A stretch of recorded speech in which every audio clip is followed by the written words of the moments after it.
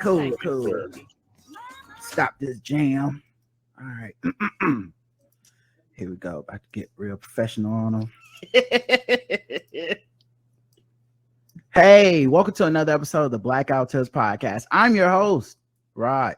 Joined as always by my co-host, Karen. And we are live on a Tuesday, I believe. It is a Tuesday in June, the most sunlight we're going to get of the whole year. It's summer solstice. Oh. It's hot as heck outside. Ain't it though? Okay, I went outside. It was a lot. You know what? I took a nap when I got back in. Me and Roger went outside. Was it last week we went outside and it was so hot. I was like, this is Negro beating heat. Like this is where they go outside and they be like, no slaves, you gonna just work heat. I just started picking cotton. I just walked out. I couldn't help. It was in my DNA. But we're not alone, everybody. No, we have not. A guest today. Today's guest is comedian, actor, podcaster, writer, founder of his own studio, father, and freestyle rapper KevOnStage. Drop a hot 16 real quick. Freestyle rapper? Everything. Bars. You know that was a new one. I didn't know. I've been introduced as freestyle rapper that often. It would have been crazy if you would have dropped like 16 off like if we just wouldn't have known. It's like, oh yeah, it's Kev, and I'm back in the house. I'm like, oh snap. Oh man, how you doing, brother? Man, always good to see you. I'm good, man. I am blessed and highly flavored. It's amazing. I'm glad to be with the black guy who tips and his lovely wife. You know? I see you're still doing, like, we had you on the show last time. I want to say like pandemic had just really like it's weird to say took off. The pandemic really just got its legs underneath them, you know what I'm saying? Really started getting his feet together. You know, I was a big fan of the pandemic, you know what I'm saying, back in the day. But they then just started working out. All of a sudden they got strong. Yeah, now y'all on it, you know what I'm saying? Y'all can see them, you know what I'm saying? Just before the pandemic came through and crushed the buildings. Yeah. It's finals MVP Steph Curry right now, you know. But yeah, before it really, blew up, you were talking about like, keep your distance, and all this stuff. And now I want to say you're on like volume 22 of keep it. Like, how many volumes are you on now? Okay, Rod. I feel like the pandemic has ripped a fiber in the space-time continuum, and I no longer can accurately tell time because we've been doing the show for 3 years. Yeah. And this is our third location, 3 years, second location. And I feel like 2020, 2021 was just like one long, but also short year because we weren't like blur. Yeah, because all the things that you usually like give your mind markers, you're like holidays, birthdays, traveling. You're like, oh, we went there, we did this. You didn't do any of those things. So that whole year feels like one long kind of like timeout. So it doesn't feel like I've been doing the show for 3 years, but we did over 3 years, over probably 100, at this point, probably 125, 30 black comedians. Like we still have at least one or two people on the show that have never been on the show before. So wow, it's kind of crazy, bro. It really is. Man, that's so dope. I love seeing when it's like people I know getting on there. Like I saw Sarone. Yes, he's the best. Sarone he's a crowd. I mean, he is like what really to me Keep Your Distance really represents. People who are so funny and should be famous already, but for whatever reason, I've been saying that about him for years. Dog, his two Keep Your Distance sets, and this is I'm not even exaggerating. I enjoyed his more than the last probably 15 specials I've seen on Netflix. Like most of the time I just see duds. Unless they're like your favorite, like Earthquake had a really good special. He might be the one outcast.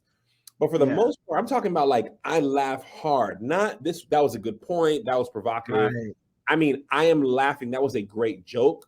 His 20, 30 minutes on those two is as funny as anything I've seen on Netflix. And you know what else it is?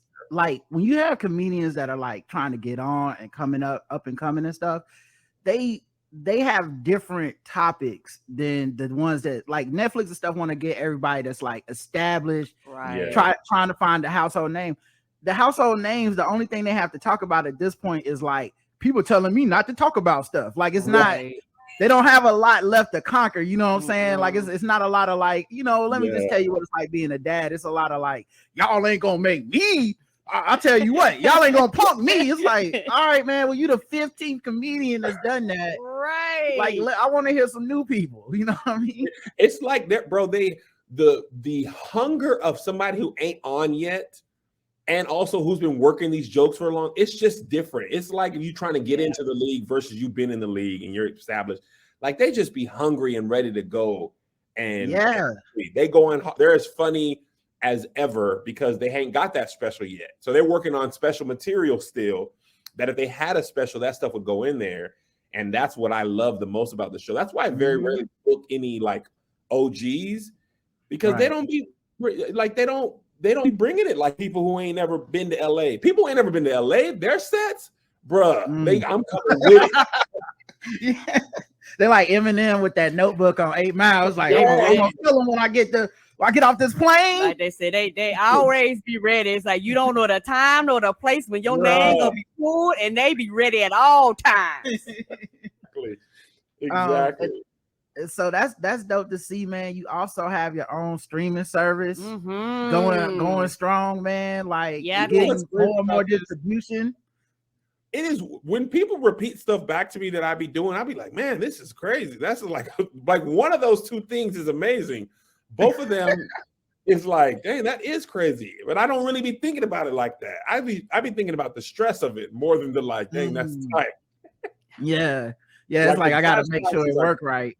Yeah, because like Keep Your Distance, for example, the plane prices, I'm just like, whew, they are. Oh man. You booking 4 or 5 people from who don't live in LA at the prices we be having them at. I'd be like, man, this is crazy. But the viewer, like people like you and your wife, you know, y'all are like, this is dope. And I'm just like, this is You ever think about just booking them one way? You know what I'm saying? They just one way, and then here's your Avis back. Yeah, you ground. Look, so we got you. You coming on plane, but you got to take Greyhound back. You know, like listen, I probably could get people to come for free, but I be wanting to treat people the way they deserve. They deserve to be treated like the performers they are. But boy, if I were a little bit more of a cutthroat businessman, I'd be like, I got the 5 minutes for you, but you got to make it here. I understand pain and exposure now. I didn't make it when I needed money and people were offering exposure. I hated it. Now I'm like, you know what exposure is good. I'm gonna give you you want to make it out here, kid, or you want it handed to you? Millions of people gonna see this. Yeah, because I flew myself to LA and I didn't even get to perform. I flew myself here and we got bumped until the service that we were supposed to perform was over. Wow. So man, that's the thing. When you're at church, when you perform in church, I was doing church comedy 100% of the time at the time. You cannot compete with the Holy Ghost. Holy Ghost unannounced. And it's black church comedy. So like the Holy Ghost is like Dave Chappelle. It's gonna bump you. It could do an hour and a half. It could do a 15-minute set. The Holy Ghost. Whenever it feel like leaving the room, and then it'll mess around and leave and come back. You'll be like, I thought you was just here. How you you never, as a church kid, you know how conflicting it is to be mad the Holy Ghost is here. Like, yes. That's why I knew I wasn't cut out for it. I knew I wasn't cut out for it when people would get excited and I'd be like, oh, here we go. Like, bro, we was in the little corridor and we could hear the Holy Ghost shouting music, and I'm just like, okay, maybe it's just gonna be a little quick, you know what I'm saying, a little thing. They kept coming in 30 minutes in, like, oh yeah, we gonna get to y'all, you know what I'm saying, but the Spirit is moving. I'm like, oh man, not the Spirit is moving. Oh no, yeah, you start hating and stuff. Start getting 45 jealous. minutes. They like, okay, y'all gonna still go on, but we're gonna have to cut y'all from 15 down to 5. And then we peaked out. The blankets were out. People were laying on the ground. They were crying.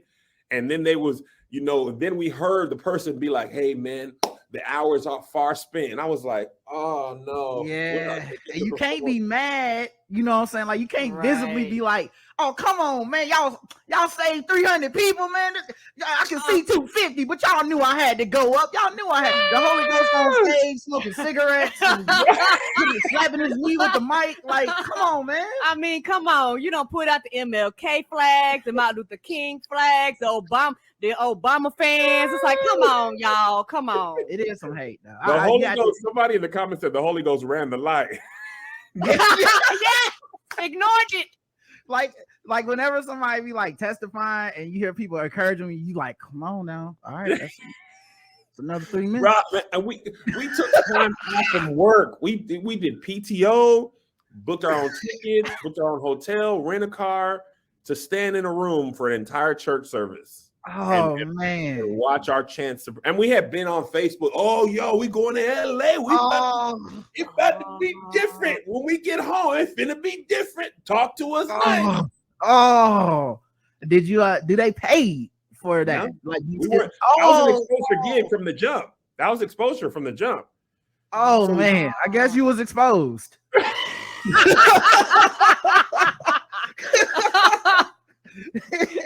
Man, that's tough. That's tough. Yeah, because at least if it was like a comedic venue, you could be mad, you know. Yeah. Like this, you can't really be mad. Oh, yeah, this is different. It is church. Church wins at church. Exactly. Yeah, church wins. The Holy Ghost had the home court advantage. Yeah. Well, also, like, I don't know that you want to follow the Holy Ghost. Yeah. Yeah, because then the crowd is mad at you. Listen, you can't, Karen, listen to me. When you've been crying and snotting, nothing is funny now. Because you're remembering all the, and it was teens. So our crying and snotting is, we're sorry for the sin. We were having sex, we were smoking, cussing, whatever. Right. So now your mind is on that. Now we want to come out and be like, hey guys, so nah, man. I don't know if I'm even going to heaven right now. I can't. Yeah, they're looking like you bringing me off my high. I'm not trying to hear nothing you got to talk about. Yeah, they mostly just thinking about how they gonna change their life. Mm-hmm. And you just come out there like, oh man, it's traffic out here, huh? It's traffic, boy. A yucca, and they looking at what is happening here? Providence Road, boy. Providence Road connect the other Providence Road, boy. What's traffic like around here? Like, yeah, it's not as funny. It don't quite hit the same. But I did want to like, it's weird to say commend, but it's honestly that bad out here for folks.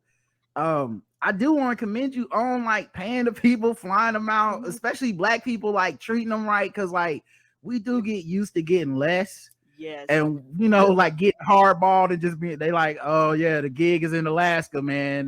So you just it pays $25, and then you just hear these horror stories of people like, man, I took a rowboat to Alaska. And right. I had to swim across the lake. Yeah, and it's always bad, you know what I'm saying? I think that also, and I think it, you know, it's a cost that doesn't have a direct thing where it's like you paid this money to treat these people good and here's this direct benefit, but I think it has a very indirect benefit. That like you're very well loved around the industry and from a lot of people. Yes, you are, sweetie. Thank you. And honestly, to me, it's like there's no price you can put on treating people right. Right. And there's no benefit that you like when I do that, it ain't because I want something. It's because I remember the first time somebody flew me out, and when I got to back claim, they were holding my name with the sign. Right. Yes. And you bro, right now, Uber price, like honestly, to Uber, if I made people Uber to the hotel, it could be half of their pay. Like it literally, depending on if it was from LAX to where the hotel is, even if I covered everything else and I just didn't take them to the hotel, bro, they could lose. I'm not even exaggerating. At least $100 going to and from. You know what I'm saying? Yeah. So I just want very expensive. Black people. I'd rather like to have people have an amazing experience than me make a little bit more money. Like that's for me. Yes. Obviously, we all want money to live and survive and all that type of stuff. Right. But at some point, I never want to be at the point where it's always about the bottom line. It can't always. Right. I'm blessed. I do okay. I mean, this original Gucci. I'm okay. Original Gucci. Come on. Flex. You don't have to be crazy, bro. You don't have to be like. You don't have to get every dime. You could be like, right. Yeah, like, and that's kind of my philosophy. Like, even in the deals we make, now I don't want people to take advantage of me. And sometimes people take that kindness. They're like, okay, well, we're gonna do this, and I'm like, okay, nah, hold on, now. Yeah, exactly. Also, I don't mean with keep your distance. I mean with other ventures, but I like to be fair because the world is already kind of harsh enough, especially for Black people, and we get taken advantage enough. And I know, and honestly, there's a little bit of selfishness to it. If I ever get killed, canceled, I have so many people that I looked out for. Somebody might put me up and give me a line. Yeah. I don't know. Come on, right. You never know. Right. I don't think my bets by treating everybody nice because you don't know who might blow up, and I don't know what I might. You don't know, and also true. it's one of the things where I feel like I am blessed to be a blessing. And so if you to do for other people, you might not get it back financially. You might actually get it with new opportunities and like these other ways that are not tangible. And a lot of people don't see it like that because we do our live show here in Charlotte. So yes, it could become and we do it on a very small scale compared to you. And the cost does add up. Yeah. And we've had people, we have like comedians that, we know that throughout the show and podcasting and stuff, we'll have them come out and open for us. And that was a thing for us. It was like when we was going over Christ, it was and cost and stuff. It's like, all right, but we have a comedian, we should fly them out. We got to get them a hotel. We got to make sure they get paid. Yeah. Like we want to make sure that people that work with us come back and have good things to say because that's also how you get other people to want to work with you. Because it was like you can see it like after Chris Lambert opened for us. And you would hear people on like a podcast or something be like, and so they paid you for that? And he's like, yeah. And it's and also is that comedians are just like one of the most abused groups of people. They don't have that every comedian has a horror story about like a gig. Kev just told his about flying to LA, not getting paid, getting bumped by the Holy Ghost. How they were changing clothes and back in the back where they were frying chicken and fish at the same time. Every comedian has at least one, if not many of these stories. So like it does feel like so many people exploit them that it's dope to see people like treat people well. Absolutely. And that's the thing, like, and that isn't even always the clubs, to be honest. A lot of times other comedians, like, because the industry is so harsh, if everybody's getting $50 for hosting, you're not abnormal if you say I got $50 for you, right? But my thing is like, if I'm selling out in Charlotte, like Charlotte's one of my big cities, okay, I can give you $50, but bro, I could give you more. Like I could give you essentially a livable wage. Like I want my people around me to be like, bro, I want you to go to a famous person and be like, bro, Kev paid me more. What is this? Kev, you know your worth. Yes. Yeah. And I think, Karen, for real, one of my mottos is blessed to be a blessing. Like I feel like if I give more than normal with what God gives me, then I can then he'll trust me with more to give. Right? Yes, and it's a growth thing. Yes, I want God to be like, bro, when I bless Cam, this person get blessed, this person get cool, this person started a podcast, this person paid their rent, this person did that. That's you know what I'm saying. And also, what happens? Like, I had a situation where somebody who worked for me wasn't paying people right? They worked with me, and the thing that saved me is I had other people on that set that had worked with me, and they were like, "Oh no, this ain't Kev." Because Kev, I worked with them for years. The one thing they do is pay the right amount. They pay on time, and that's so when you treat over years, people don't forget who treats them really wrong or who treats them really right. Right. Them two extremes, I 100% agree, and it's also one of the things where I remember when me and Roderick we went to Miami, and we got off and they had somebody come and actually because we was at a conference. We were speaking at RevoltCon on this panel of for podcasters. All right, go ahead. I just wanted to give the background. Set it up. Okay. Because Karen will start talking like, oh yeah, remember Miami? Kevin, you remember Miami, right? So we was getting off the plane. Like, all right, he don't know. The audience don't know. I talk to everybody like we've been friends forever, so you got to work with me. I'm old and black. so we're gonna jump where I start. So when we had got off the plane, me and Roger was looking at each other like, well, I guess how we gonna get to the hotel? Right. And it just so happened we were walking, and it was this white dude that was holding up a sign with our names on it. And at first we actually passed. I think we might have passed him and walked around, and we was like, "Is you looking for us?" He was like, "Yes, I am looking for you." I was like, "Oh, okay." I was like, and we took a picture with him and everything. Cause we was like, we ain't never had nobody stand out here waiting for these two Negroes talking about ride with me. Yeah, I wasn't even gonna pretend to be like old hat, like, oh, of course, the limo. Like, I was like, no, what? Like, what is this? You know what you doing? You picking up us. We nobody. Hold on. We is nobody. We knew everything about that boy by the time we got out that car. I was asking him questions. Listen, man, and I love that, bro. I love that. I love when comedians be on their stories. They be like, "Ooh, Kev got me out here, bro." But Kev got me out here.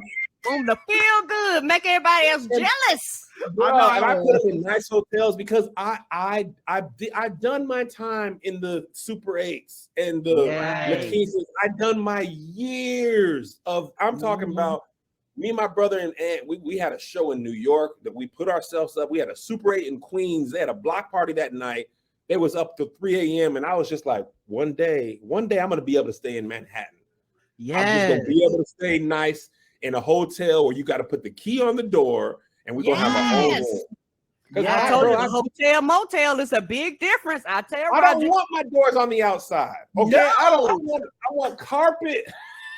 I want a receptionist. Roger jokes at me. I want a receptionist. I want the continental breakfast. I want to be able to call room service. Yes. I don't know why she threw me under the bus. I do not joke at her about these things. I also like nice stuff and do not want to stay in no rough hotel.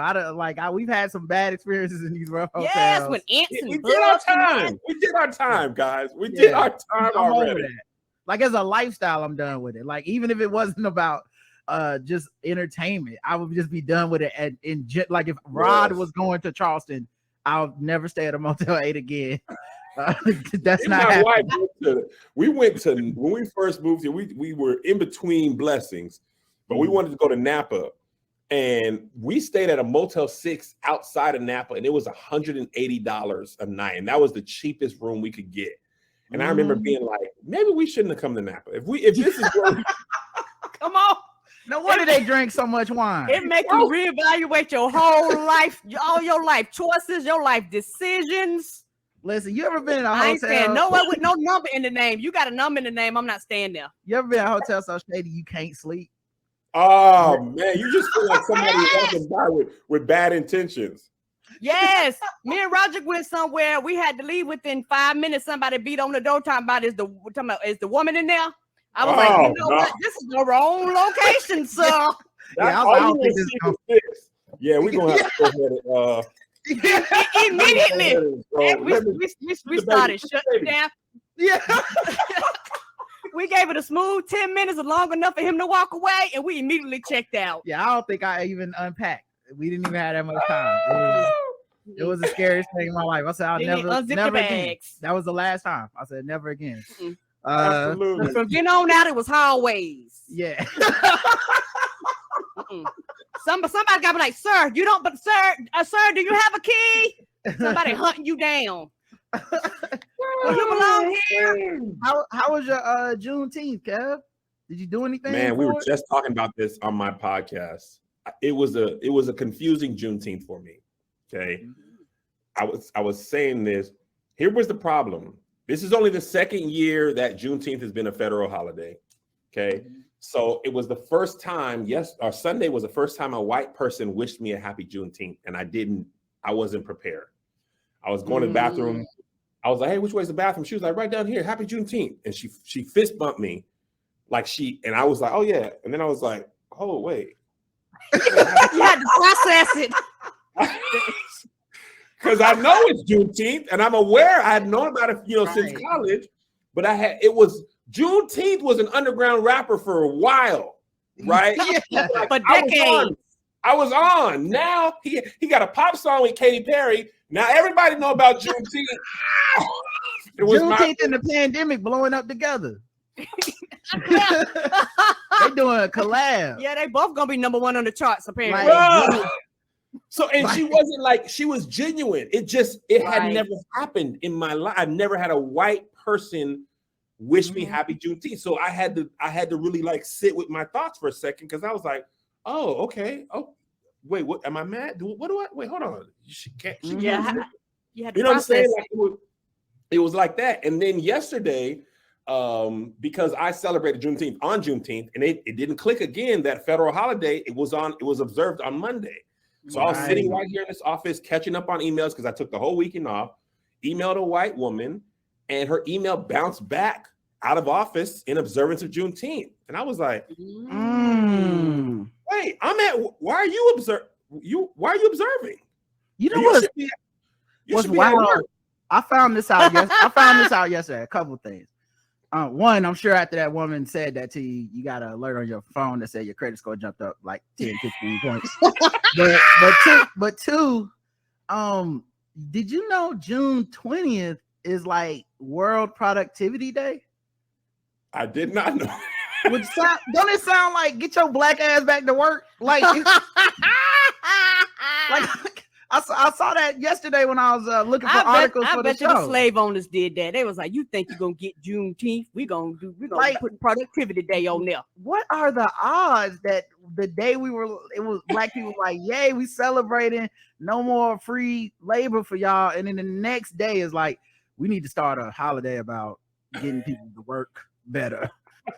World Productivity Day, June 20th.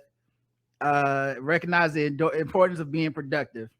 Wow, that is wildly convenient. In the workplace or wherever else, there are barriers to productivity. These barriers might include distractions and interruptions, lack of information, ineffective communication. I'm like, I know what this means. Listen, I told on a podcast, I said white people need to have 30 Juneteenths before they get the day off, because it was 30 months before black slaves knew the slavery was over. We need to have 30 years of Juneteenth before they get the day off. You can't just immediately get the day off when you're the reason Juneteenth exists. You know how you off when we are? We didn't even get no benefit. What I keep thinking is, because Juneteenth is awkward, and it's probably because it's new, and it'll, new. A few years from now, it probably won't be as awkward for us because we'll like every other holiday in America to be so like monetized and whatever. Oh yeah, absolutely. Yeah, but the first MLK Day off, the first white person to boldly wish a black person happy MLK. Yeah. Ooh, the hands that must have been delivered. I didn't think about this. This is not even a new thing. This is already. I'm pretty sure with MLK it was probably fighting on sight, because I remember my mama was telling me when he died how people used to would pick at them and throw stuff at them and talk about your king dead and things like that, and she was like, you know what, the first MLK Day would have been 1986. Listen, that's a bold white person. That's a pioneer. Man. Whoever hit that first, like, hey, happy MLK. Well, Kevin. Now they got a reason to celebrate, because I think like 60 or 70% of white people didn't approve of MLK before he died. Right. They approve of him now because they know history. But they not only do they want him dead or gone, now they get the holiday off as well. Like this is two for one. This worked out great for them. The worst part is in the South, they would try to like throw in Confederate Day with MLK Day, like on the same day, like it's the same. You know what I'm saying? Like, hey, look, we agree to disagree. You know what I'm saying? We both gonna barbecue, but for different reasons. We both gonna barbecue for different reasons. Coincidentally, we ain't invite no black people to Confederate barbecue day, but you know what I'm saying? It's whatever. It's whatever. You know what I'm saying? We'll see you at work Tuesday. Like it sucks.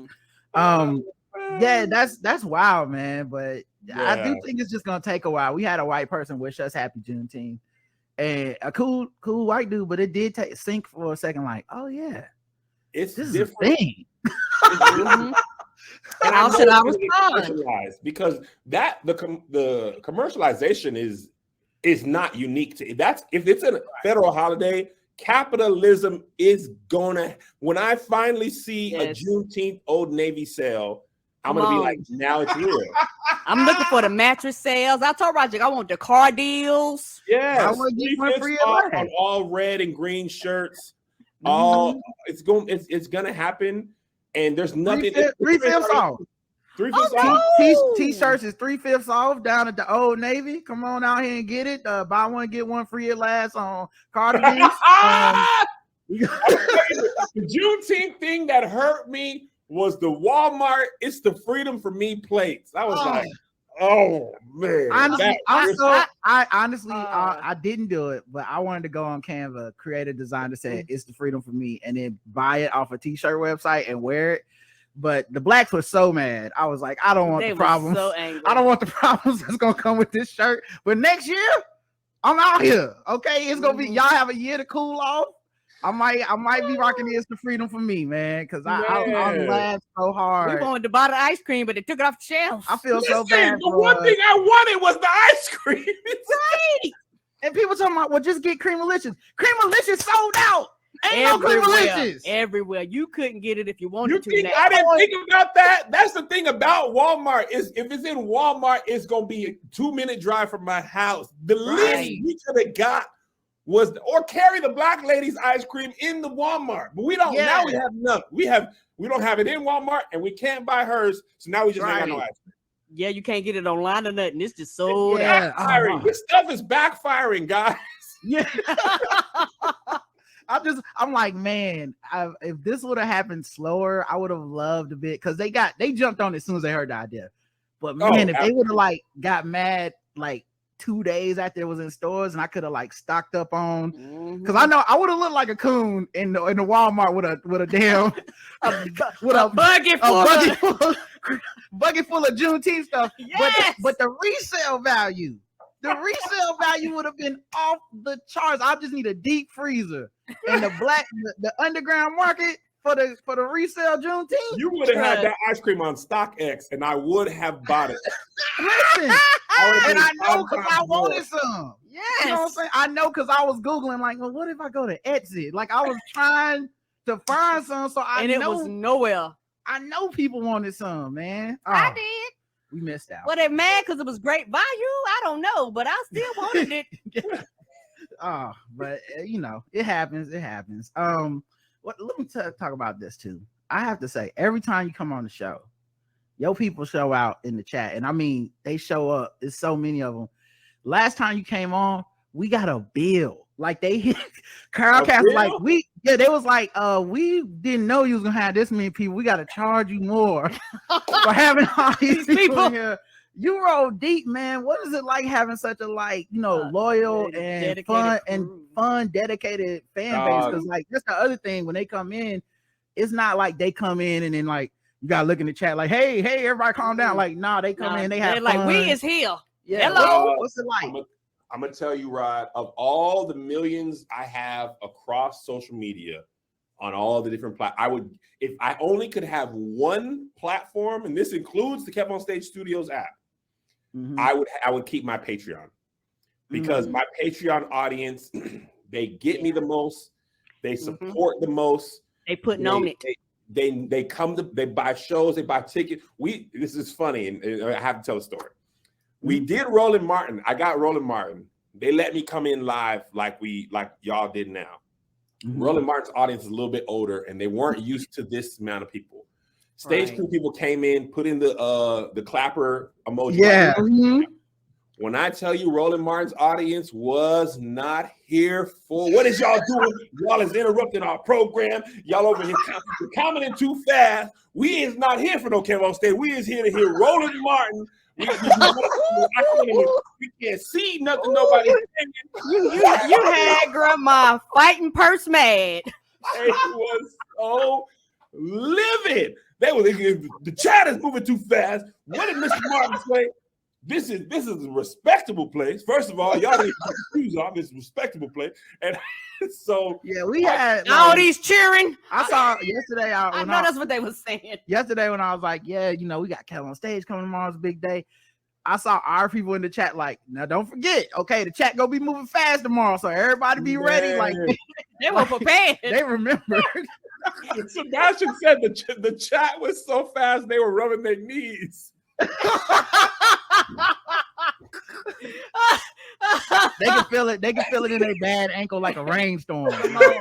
Oh, something is coming in the chat, baby. But to answer your question, man, it is truly a blessing because what has happened over the last 3 years, primarily the beginning of the pandemic, my personal profile, it like broke through a tier that I wasn't used to where I started getting drug on Twitter for the first time, drug on Facebook, drug on YouTube, emails coming everywhere. And then my personal life became content fodder as well. Right. And that was not that I wasn't prepared for that. That's a different level, baby. It's a different level. And like usually having a group of people who the internet, we love to rush to judgment. We love to go off. They don't really care about context, framing, any of those things. Like, I feel like if nothing else, the stage crew will give me, they give me it straight. They love hard. They critique when, like, I put merch in there, like ideas, and they be like, nah, Kev, that ain't it. I love you and anything about that. You know what I'm saying? So a lot, if they don't really rock with it, then I pay the designer and I don't even send it to the person. So they're a great audience to be honest with. I mean, I shared with them the app process the whole year I was building it. Like they knew. What was that? Yeah, it was super dope to get true, honest feedback. And the thing is, I'm a part of the community too. Like it's not just like these are my followers and I'm in the stage crew. Like it's a relationship. Like, hey, what y'all think about this? Y'all want to talk about this? Like I put documentaries in there for podcast topics. Like, do y'all want to talk about this? And sometimes I'd be like, I'm not talking about this because it was like like 2 or 3 month period where it was just all bad news. And I was like, y'all, I'm not finna. Y'all can watch that stuff anytime. You don't come here.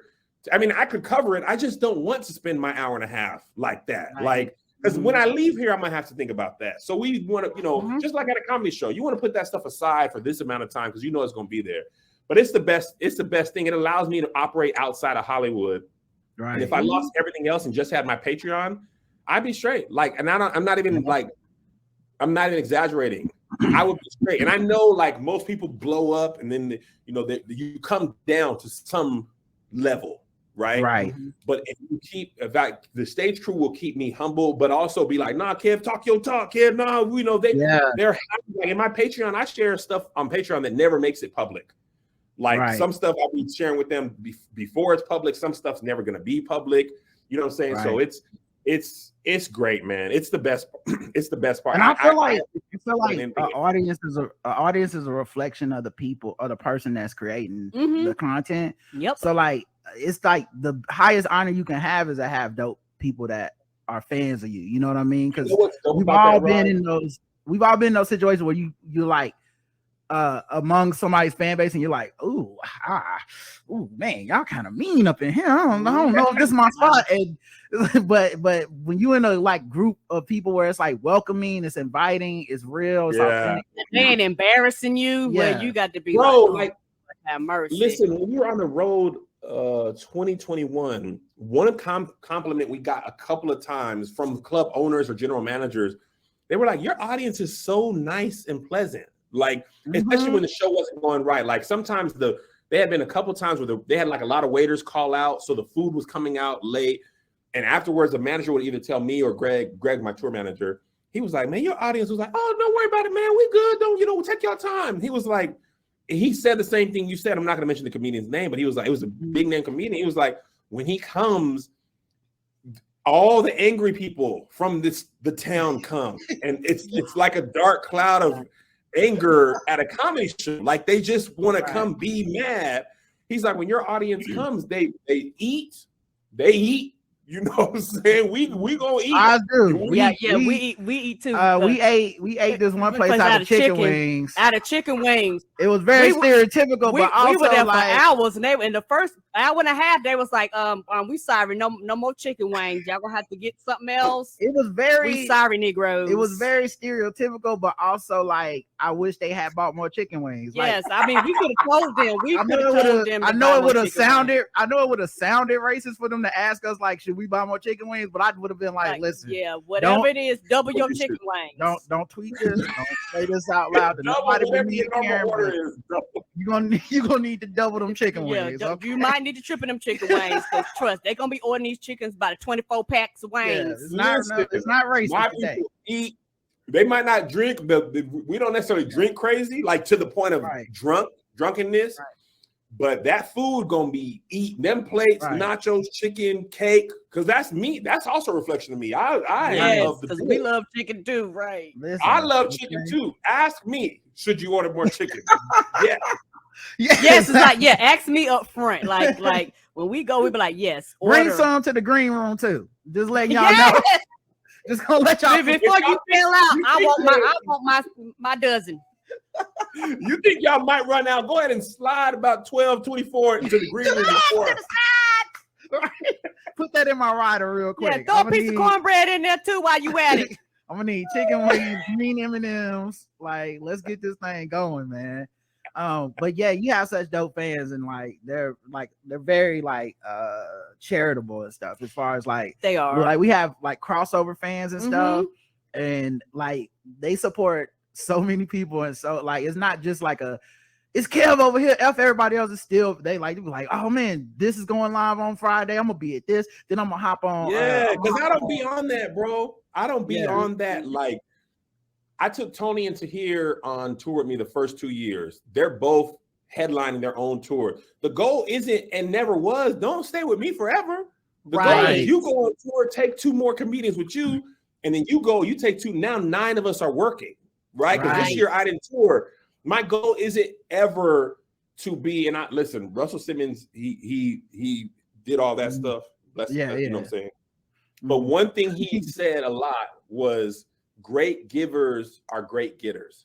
And he also said, you're not here for me to hold your star. I'm supposed to share in your warmth and let you go. When you surpass me, that's not a slight to me. You will never. It is a good thing. And I think a lot of times people are so intimidated by people that might actually shine brighter than them, that they don't know how to handle that. But my thing is to give you what you need for the time that we are meant to be together. And then once that season is over, it's time for you to go off and do your own thing. And it's actually a good reflection on me, because that meant I did my job, if that makes sense. And all they're going to say is how good you were to them, which actually leads a lot of times more people back to you, which actually starts the process over again. And if you've ever had somebody do that for you, it give you a feeling of wanting to do it for somebody else. Like if you've ever had somebody else be like, hey man, I'm just trying to help you be the best, blah, blah, blah. Bam. Now you like, yo, that felt great. I got to make sure people around me feel this way. Same way. You know? Yeah. I toured with Tony. Tony Baker is easily one of the best comedians working. He is a better comedian than me, and he was a better comedian than me when he was on tour with me. I only closed because it was my tour. Any other booker would have switched us around. I did my thing, but I will be watching Tony like I'm sure other people watch LeBron or Steph. Like, we both in the league, but you are good. I mean, like Kobe watching LeBron come up like, oh, okay, so this is what is next. Okay. Man. And I feel like, bro, I can name you 10, 15 comedians that are better than me on stage. That don't make me know, never mind. To me, and this comes back from all the way when I was coming up, the Playmakers, it didn't matter if you were better. What matters is the people who watch enjoy the show. I don't have to be the better, because I remember comics were telling me when I first started, and I never thought about it before. They were like, you taking Tony into here? Like, they would pull me to the side and be like, you're supposed to take people who are like way beneath you stand-up wise. There's a big jump when you get on stage. And I was like, nah, but I want the people who bought a ticket to be like, that's one of the best shows I ever seen. from top to bottom. I don't want it to be whack until I get on stage. Matter of fact, the reason I'm bringing them is because I want to guarantee it's not whack until I get on stage. Yeah. And it's never, and you're making them stronger too. And if you, as a fan, I've been to shows where they clearly got the comic that wouldn't be a threat. Right. And I don't like that. I feel like it's a waste of my time. I'm like, you knew this man wasn't funny. You knew it. I'm not it's not a coincidence that everyone in the audience is barely chuckling until you get on stage. Like, come on, man. But that also makes my job harder. If Tony just rips, that means I don't have to bring you guys from 0 up to 20. You're already at 19. All I got to do is do one thing, and you right back at 20 where you were on his set. And then you remember a better show. You don't remember Kev was great. You remember, man, Kev was cool. Tony was good. Angel was good. Zahir was, man, that show was, I want to see them or anyone when they come back. Not just I want to see Kev. That to me is whack. And I'm also competitive.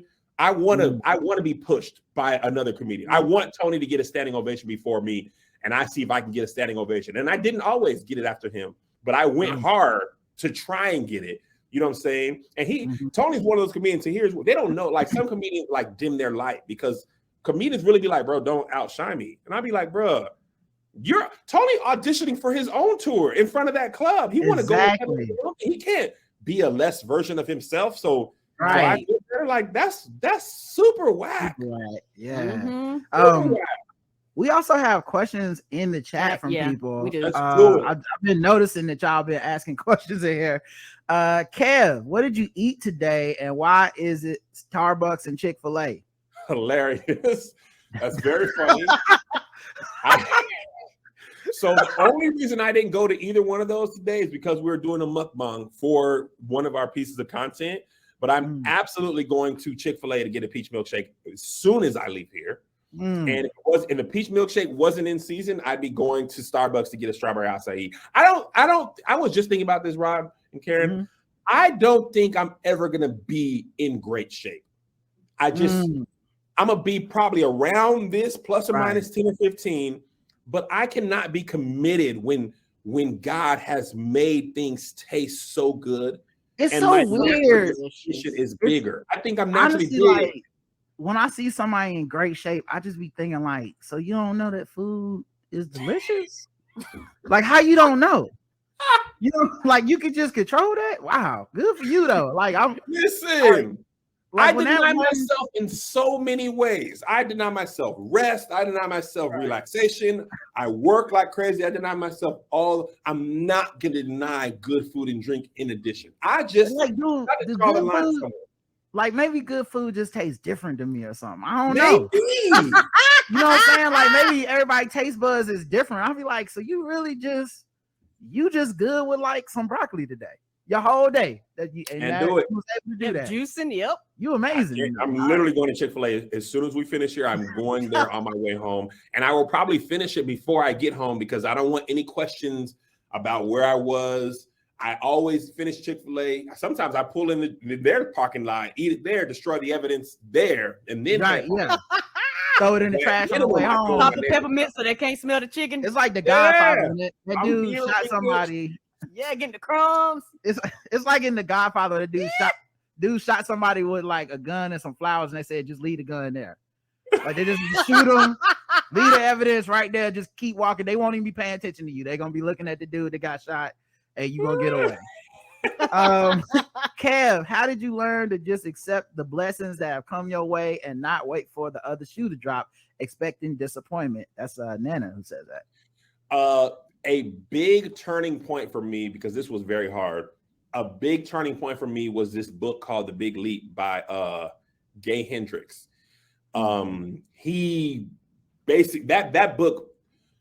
It was instrumental into me becoming the Kev I am now. And it was at the time that I needed to hear it. Like it was around the time I was getting drugged and all this other stuff. And I realized I was holding myself to all these standards of what people wanted me to be, what they might want me to be. And also, I think growing up in poverty, the reason you wait for the other shoe to drop, because the other shoe was dropping. You'd be dropping. It wasn't like it's like a Beyonce single at midnight, okay? It's gonna drop. You do good, like when your taxes came, you do good, and then the lights really got cut off, or you would go a couple months without roaches, then roaches would be back. You would have to move a lot. So we weren't crazy. The other shoe was dropping. So you're always like protecting yourself from that. But like moving into this season of my life where, we're blessed beyond measure, it took me a minute to be like, because I was always like, I'm going to get canceled. I'm like, something's going to happen. But I read that book, and then the worst thing happened. The pandemic happened, because touring was always our number one income for the last forever, really, but especially the last two years before the pandemic. And watching that go from doing well to absolutely zero, and then coming up with Keep Your Distance and having a pretty solid year anyway, and reading that book, I was like, because my therapist also helped. That was the other thing. It was a 1-2 punch, because my therapist or maybe my wife recommended the book. I don't know. I'm always afraid to give somebody credit. It's not my wife, who knows my wife's thing, because I've done that for so long. But somebody important in my life recommended I read that book. And she was like, Kevin, you've always done a good job pivoting. Why would you all of a sudden not know how to do that if something happened? Like, why would you forget how to pivot? And I really tried to accept that, because it was too hard to always be looking around the corner, and it was too whack to be thinking something was going to happen all the time. So now I just live in the truth that is, like, maybe something will happen, but right now things are good, and there's no sign that it's going to be not good. You know what I'm saying? So yeah, it took time, therapy, that book, and like retraining my mind to kind of like get off of that, because I was living like that for a long time. Yeah, and particularly when you're like a good person, because you're like a really good person. So you're one of the few people that when people say stuff, I look at it with like, he mind his business. He don't bother nobody. He don't be caught in no foolishness. So I'll be really looking at them like, I don't believe you. I have a general rule of never going on Twitter and trying to stop somebody's dragging, because it's really just, now you getting dragged. I've never seen it work. So it's like, I know better than to get involved, but like the stuff I've seen people try to drag Kevin for, it always be like either the littlest stuff or like the most conspiratorial, like, but if you take 17 steps, right? So he set it up, right? 17 years ago, he had believed this thing, and then he got this person 5 years ago. But see, he knew they had tweeted something in 2013. So if you add all that together, I'm like, or maybe it just that's not what happened. That's not what happened. Maybe it's as innocuous as it looks. But you know Twitter, what though, Rod? I really had to like, that was what was really like messing with me the most, Twitter. But then I realized a couple things about Twitter and life. One, you cannot change somebody's mind who already believes something about you and wants to believe it, because they'll use whatever information of a story that they need to confirm that. The confirmation bias is there. Boom. That's one thing. The internet never forgets. An allegation sometimes on the internet is as good as you being truthful. Just because somebody accused you of something, people now think it's true. Whether it's true or not, you can't change that. And the most important thing is, Twitter is a much smaller piece of the world than it feels like when you're getting dragged. And that's happened to me a couple of times, thinking Hillary was going to win. If you listen to Twitter, it was a landslide. Bernie Sanders would have won. Bernie Sanders would have won. Elizabeth Warren would have won. In the actual real world, most people are not on Twitter. And if they are, they are not active users. So it's not really a representation of life. It does have real like implications. Like you can get canceled, you can't lose your job. But what happens is it's like a zombie. They attack you, they don't see if you're dead, then they move on. Like there's always somebody else. One day I was getting dragged, and then the Jada and August Alsina thing happened, and they were like, "Whoa, Jada!" They forgot all about you, didn't they? They left. The zombie had me in it. Oh, Jada Vegan. They tossed you to the side. For me personally, entanglement saved my day. And the podcast episode. So I have to realize that, like, and I already prepared my mind. We also, as Americans, not just Twitter, we love to build somebody up and tear them down. So when I start reaching full success, I'm going to get torn down and I'm leaving Twitter. Have you noticed hardly any celebrity, They're not on Twitter no more. You forget it. Just I'm not gonna be on Twitter. Here's some intern. I already told Roger, we blow up. Some intern is taking care of everything. I'm out of there. You know what you're gonna get? You're gonna get pictures of my feet. You're gonna get pictures of me on a boat. That's what you're gonna get.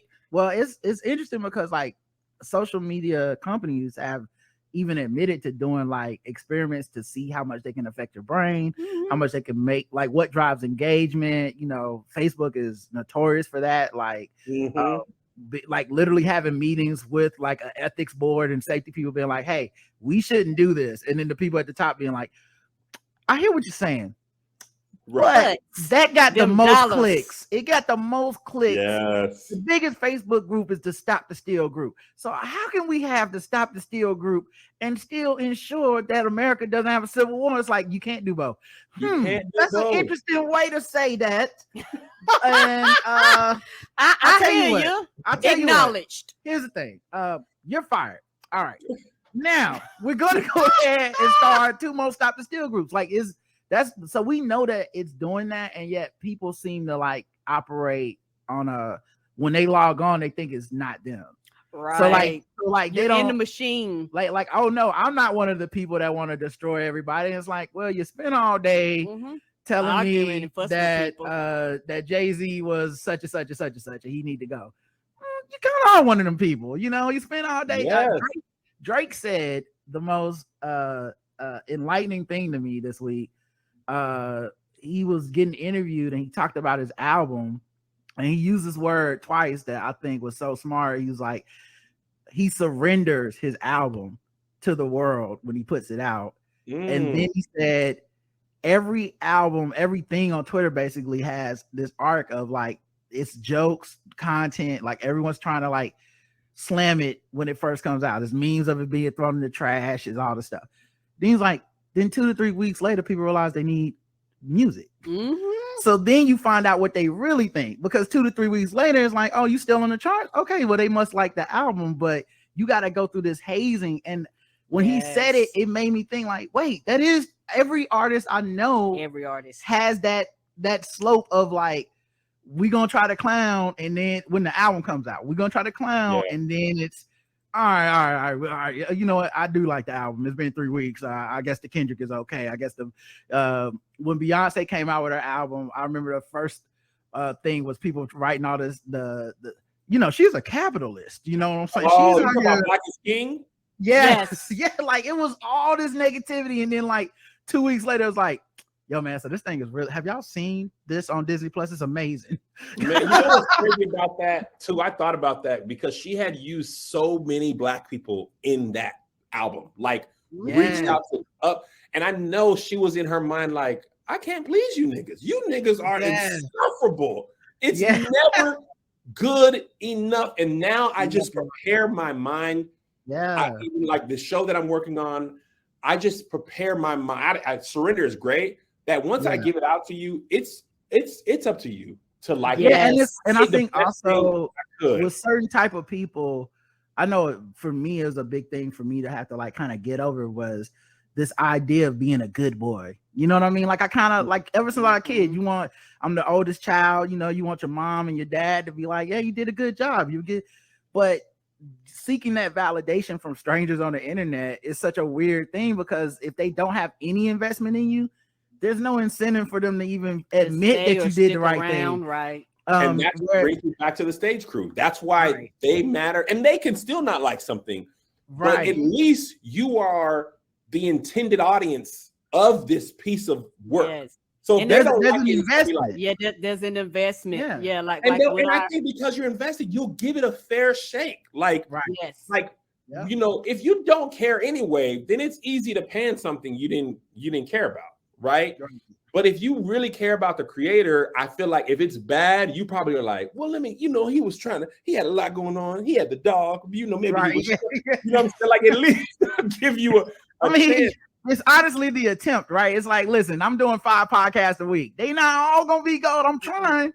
But like, at least y'all understand if you got 80% gold, like you can work with me still, right? Y'all coming back, right? And like for me, it's a running joke. Like when we do puns, my puns are bad, and I don't follow any of the pun rules. But it's the attempt of the puns that matter. My puns are terrible, and they be egging me on. I be like, y'all know these puns ain't good, don't you? They're more like puns with quotes. But yes, it's the thing. I mean. But that's the thing, is the investment. And I think what a lot of artists mistake, a lot of creators mistake, is they think the social media platform people are the investment. Right. Like they think, oh, they're investing in me by hitting follow. No, that's the easiest thing anyone can do and undo in a second. Like it don't matter to them. Your content, they're really there for Twitter or Facebook or that experience is what they're there for. They're not just because you're one part of the experience. Those people that this is not a knock on them. It's been a long time, so hopefully no one's getting offended. But I remember there was a conference for nerds called Universal Fan Con, and Black Girl Nerds was like really big in that. And they were like, and the way they did the valuation of if the attendance was by their Twitter followers, and they were like, they didn't sell enough tickets. And it's like, because a Twitter follow is free and easy. It's no a ticket and a flight and a hotel and cost. That's a much bigger deal. Much bigger deal. It's hard to get people to go from Twitter to Patreon. It's a big deal. So and listen, I agree wholeheartedly. I learned that lesson. That's why I say my Patreon is if the KevOn, and I'm not saying it is or it's on its way, but if the KevOnStage app fails, the Patreon is still going to be there, and people who only had one or the other probably going to come back to the Patreon because that's the home base of everything, right? Yeah. And that's what launches everything. But this happened with Coi Leray. Like she has everything a label person should have. She had followers, she had features, and her album didn't sell. And somebody wrote, I think it was Dan Runcie, wrote an article about it. I'm not sure if it was him, but I think it was, about how clicking like takes nothing from you.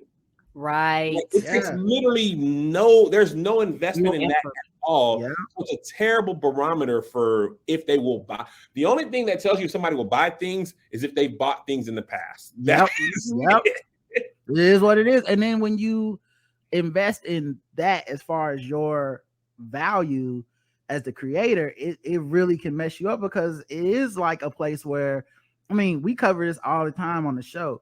There's so many of these young Black women who are coming up in entertainment, and they'll be on like IG Live crying. Yep. Every once in a while, where it's like, wait, Lizzo crying? Lizzo's Lizzo. And I'd be like, oh, they got like you, like you wish, like you want to take Lizzo by the shoulders and be like, girl, you are Lizzo. Don't listen to these fools. Yeah. But it is this thing where like it can, as you were saying about Twitter, it can make you feel like it's the world. When like, no, well, if everyone hates you, how is Chloe Bailey touring, album, features everywhere, clothing deals? How are you Chloe Bailey, and also these people making you cry because they had comments about your butt? Like, now you want to know something bad, Rod and Karen? I'm gonna tell you this. I'm sorry, guys. We also are hypocrites, right? We people are generally hypocrites. I'm gonna give you two examples. Remember, towards the end of last year, somebody I follow was blasting everybody for traveling internationally. And I was international at the time. So I took a certain offense to it, because I did my COVID test. I did my stuff. Right. I'm like, look, man, I need a vacation. I've been working for 10 months straight. I'm going to Egypt. 3 weeks later, that same person was traveling internationally. I was like, you just spent the whole holiday season killing people for traveling internationally. And now you was international?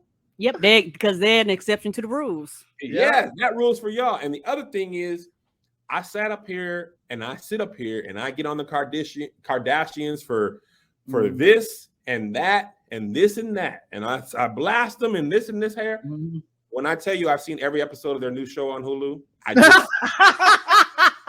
So it's you. It is true. Yes, because I had this theory. Yes, because I tell people it makes no sense. And people want to argue me and Roger down about them. I was like, people claimed it.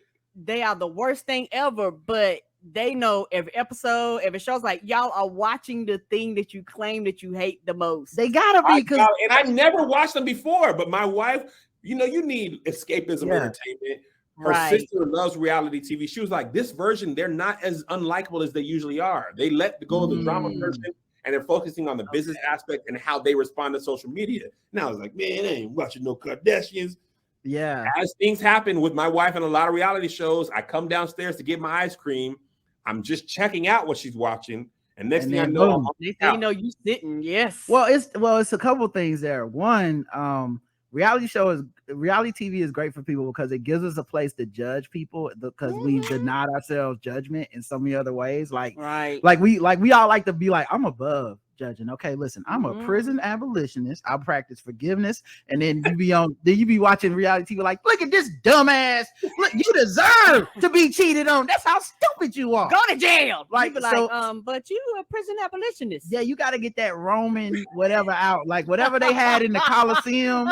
Like, you know, that's inhumanity. I have a joke about this on stage. I watch Hoarders when my house is dirty to remind myself my house is not that dirty. I mean, clearly it's dirty, but I mean, maybe I'm big. I'm 270, but I'm not my 600-pound life big. Right. That's what it was doing. Yes. All need a perch with which to look down our glasses on. Yes. And reality TV. And that actually goes back to Twitter. The mob mentality is you want to get on somebody for something. Right?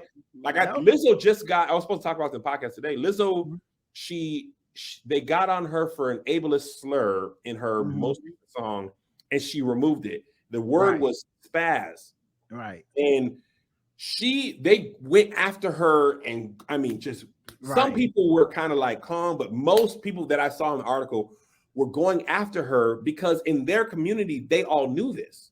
Right. But it never crosses people's minds. You might not know that. I didn't know spaz was an ableist term. I didn't. Lizzo got dragged. I didn't know. But people were like, I've written about this extensively.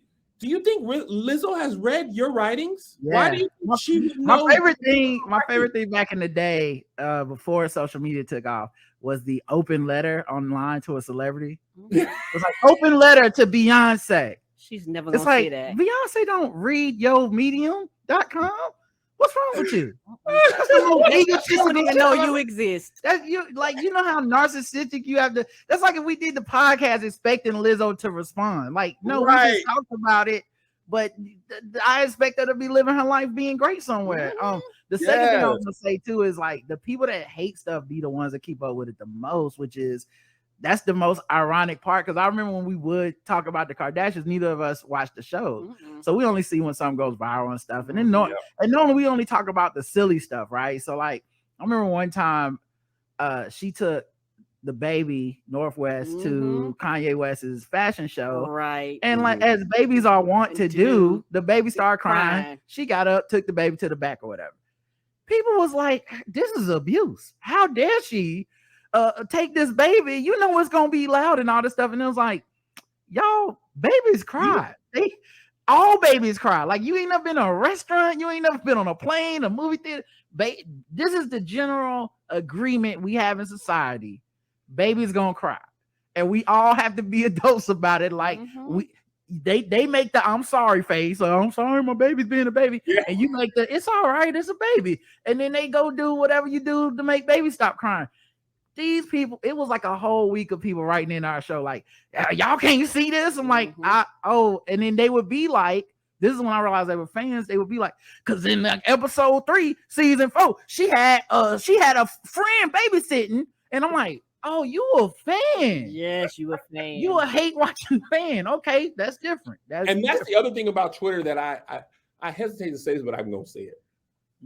So many words that I've learned are applied to every situation that I feel like they lose their intensity. Like abuse is abuse, but I've heard it used where in so many places where it not applied that it's like a salt that's not salty anymore. Narcissism, gaslighting, toxic, violence. Violence. Sometimes somebody can just say I don't like something.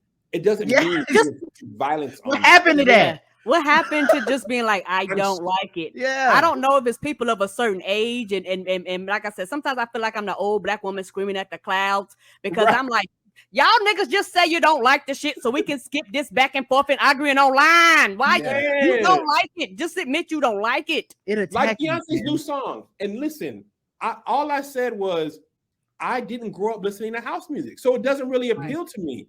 That don't mean it's good or bad. I can't even really properly judge it because I don't listen to house music. I don't know if it's good or not because I don't listen to it. But you won't see me Beyonce this and trash and Drake. I don't listen to Drake that much easier. So when I heard it was mostly a house album, I was like, I don't really rock with house music like that. And now I come to find out where house music originated from. I wasn't the target. It wasn't created for me. It wasn't used by people like me. So I was like, oh, that's probably why. But then I go on. I go take my son to school. I don't sit up here and write articles about stuff. I go on about the violence of the Drake album and my self-misogyny. Like, can I just not play it? Is it okay if I just not play it? It's okay. And honestly, everything can't be everything because it means if everything is always that, then nothing is that. Right. Because it too much to because then you forget when it's really violence. And some people really have abuse. You getting your feelings hurt is not the same as somebody really having abuse and really being like actual violence happening to them. You know what I'm saying? It's like the boy who cried wolf. Yeah. And a lot of people fail to realize Twitter constantly cries wolf all the time at everything. And my thing is, you know what? Every situation is not a 10. Y'all, sometimes it's a 2 or a 1. It might even be a 5. But anytime something happens, it doesn't mean ring the alarm. Well, it's also like, and I bring this book up a lot, but it really did change my life. Conflict is Not Abuse by Sarah Schulman. It just taught me so much about the dynamics I was watching online, where it's kind of like to get to the top of the group, you need to be the most aggrieved.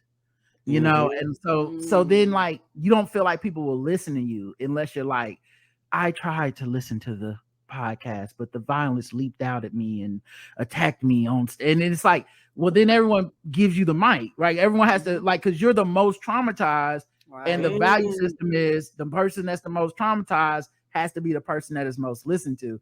And so you would have people that embellish and overstate harm on purpose because we're now rewarding that. People are only human. Like, and so you can literally have somebody who's, you know, in the terms of abuse that we know, like this person was physically abused, and we'll go, yeah, but I was triggered by you talking about it.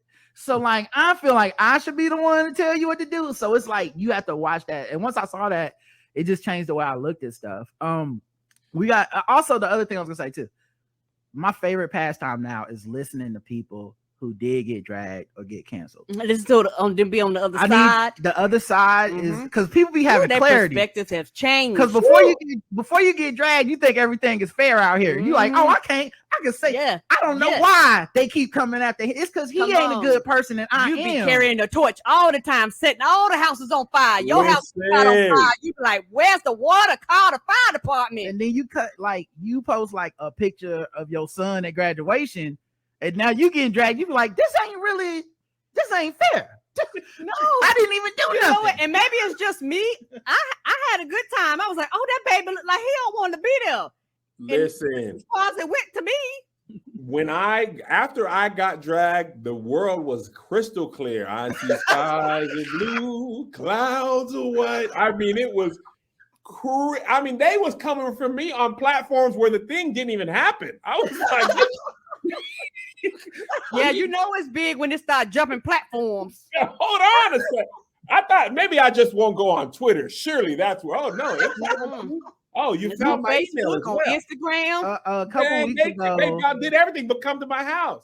So it changed my mind there, and then I also had more grace for people who, because you can correct. Because I got dragged for some stuff where I handled stuff in my mind with the best of intentions, right? With the information I had, and also with information that the internet doesn't have, right? Like when I'm making a decision, there's something you don't know about that I'm not making public on purpose that factors into my decision making, but you don't know that. So I figure, I remember, we was in St. Lucia and I got dragged on the last day of my vacation, and it's expensive that hotel was, they managed to ruin that whole day. And that's what they want. And this was a guilty by association thing from something that happened years ago. I was like, I didn't know either. I went y'all, I didn't know. So, but then I realized it's almost like when you're the topic or one of the topics, because I never even been the main topic. I'm just, but it's almost insatiable until you respond or do something, or until you are committed to never responding. It will not stop. It will not. And it grows. And I feel like the more you ignore it, it just grows and grows and grows and grows. Because and now you hoping that wants to be acknowledged. And now you hoping Jada Pinkett gonna cheat on Will Smith because it's the only way out. Like, you don't want to wish nothing bad on their marriage, but just like, I need a way out. I don't want to be here. I just want to enjoy my vacation. Can one of y'all slap Chris Rock or something? Like, I just need some relief. And that's the other thing. And this is why I often ignore things, because what feels like big, when you respond, then you get what happened, Kev? And then there's a whole slew of people who had no idea this even happened, nor existed, nor would ever have even known.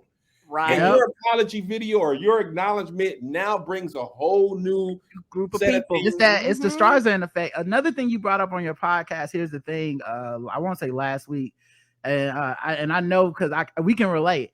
The thing where you're talking to your wife and you can see people like picking a camp and you like, oh no, it's not a camp situation. This not no. We gotta turn this mic off and live together. We don't want no lives. We don't want no problems. And I remember when we first started, Kev, we used to have to tell people that, because when we first started, people be like, why don't y'all argue? And I had to tell people, I said, do you know we got to live with each other? Guess what? When all these lights go out, he got to look me in my eye. Right. And I might have some words. Right. Y'all ain't going to be there. Who argue for fun? And listen, man, I think people really forget that. Like, I am a entertainer, a creator. This is created for your entertainment. When I do this, I go home to her for real. Right. I don't want to be right with y'all and wrong with her. I'm not winning no argument with y'all at my expense at home. You know how many hours I spend making podcasts? Very few. You know how many hours? Neither of us have a traditional job. We be in the house together. I'm not finna be up in there with bad energy so y'all can say I was right. No. I was taking my nap today and I heard Karen come in the room. And I hadn't cooked yet, and I was like, "Oh no, am I gonna get beaten? Is what's gonna happen?" Now imagine if we had been arguing on the podcast. Now I'm definitely getting stabbed in the chest. I don't want to deal with that. And the thing is, we already don't do the traditional things because and I think sometimes people come at you with their own agenda. Oh yeah. Because the thing is, me and Roderick, we don't believe in roles in the house.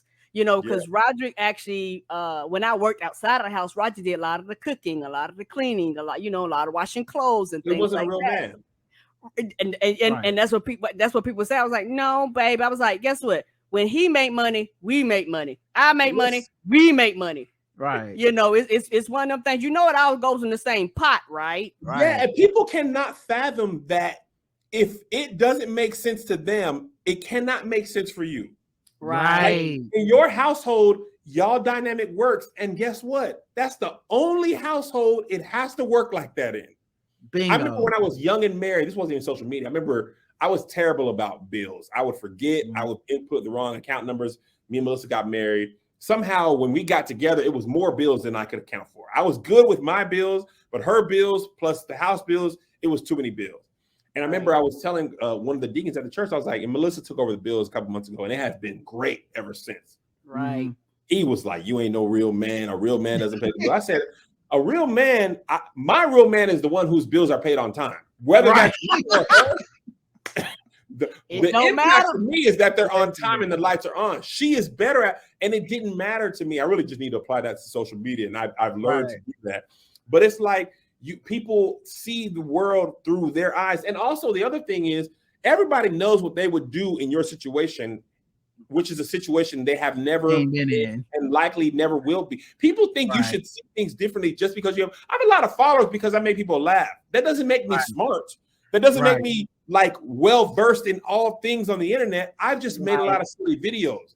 with your platform, you should understand the dynamics of this culture. That no, I don't really understand that. I just be silly, and I've been silly for 12 years, and I've made people laugh for a long time. That's why.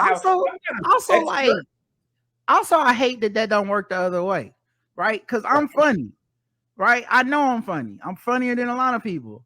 I ain't never went to one of these people making these like long ass educational threads or essays or think pieces and been like, you need to punch up a couple things in the third paragraph. Like, I see what you're saying about the coronavirus, and that's true. What are jokes? Why don't you tell them, like novel coronavirus, and you make a joke about reading novels? You see what I'm saying? So you like, they would be like, get the fuck out of my face.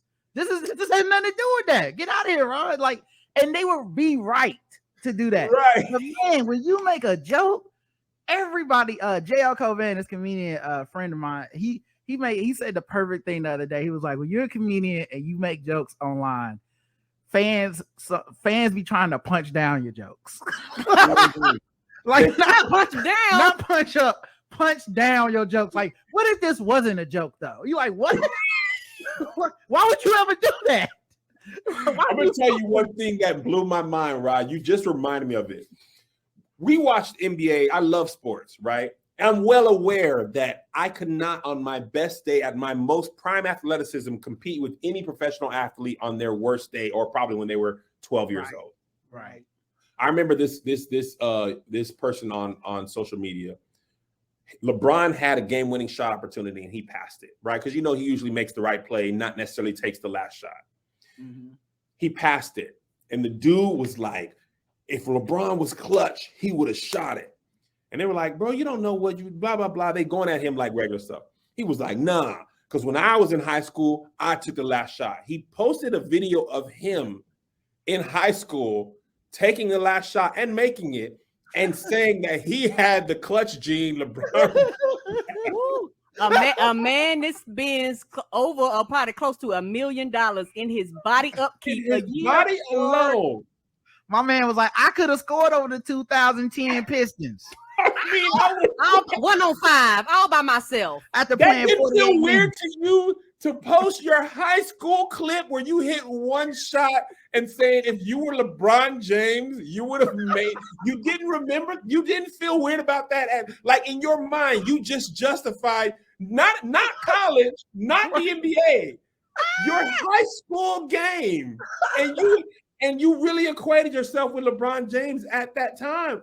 And these are the people you're arguing with. These are the people you're arguing with. Yep. You got to remember that, man. Then you feel better. You're like, oh, I don't have to say nothing to this person. They crazy.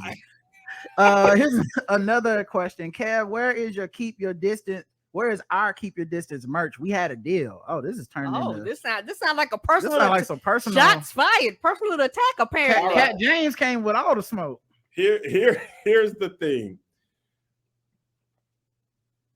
This is going to be a longer answer than you think, but I'm going to share the whole reason. At this stage of my career, I haven't found a merch provider that can adequately serve my audience at a quality that I want in the right time. When my audience really likes a shirt, they will overwhelm people who don't do it at like a top level.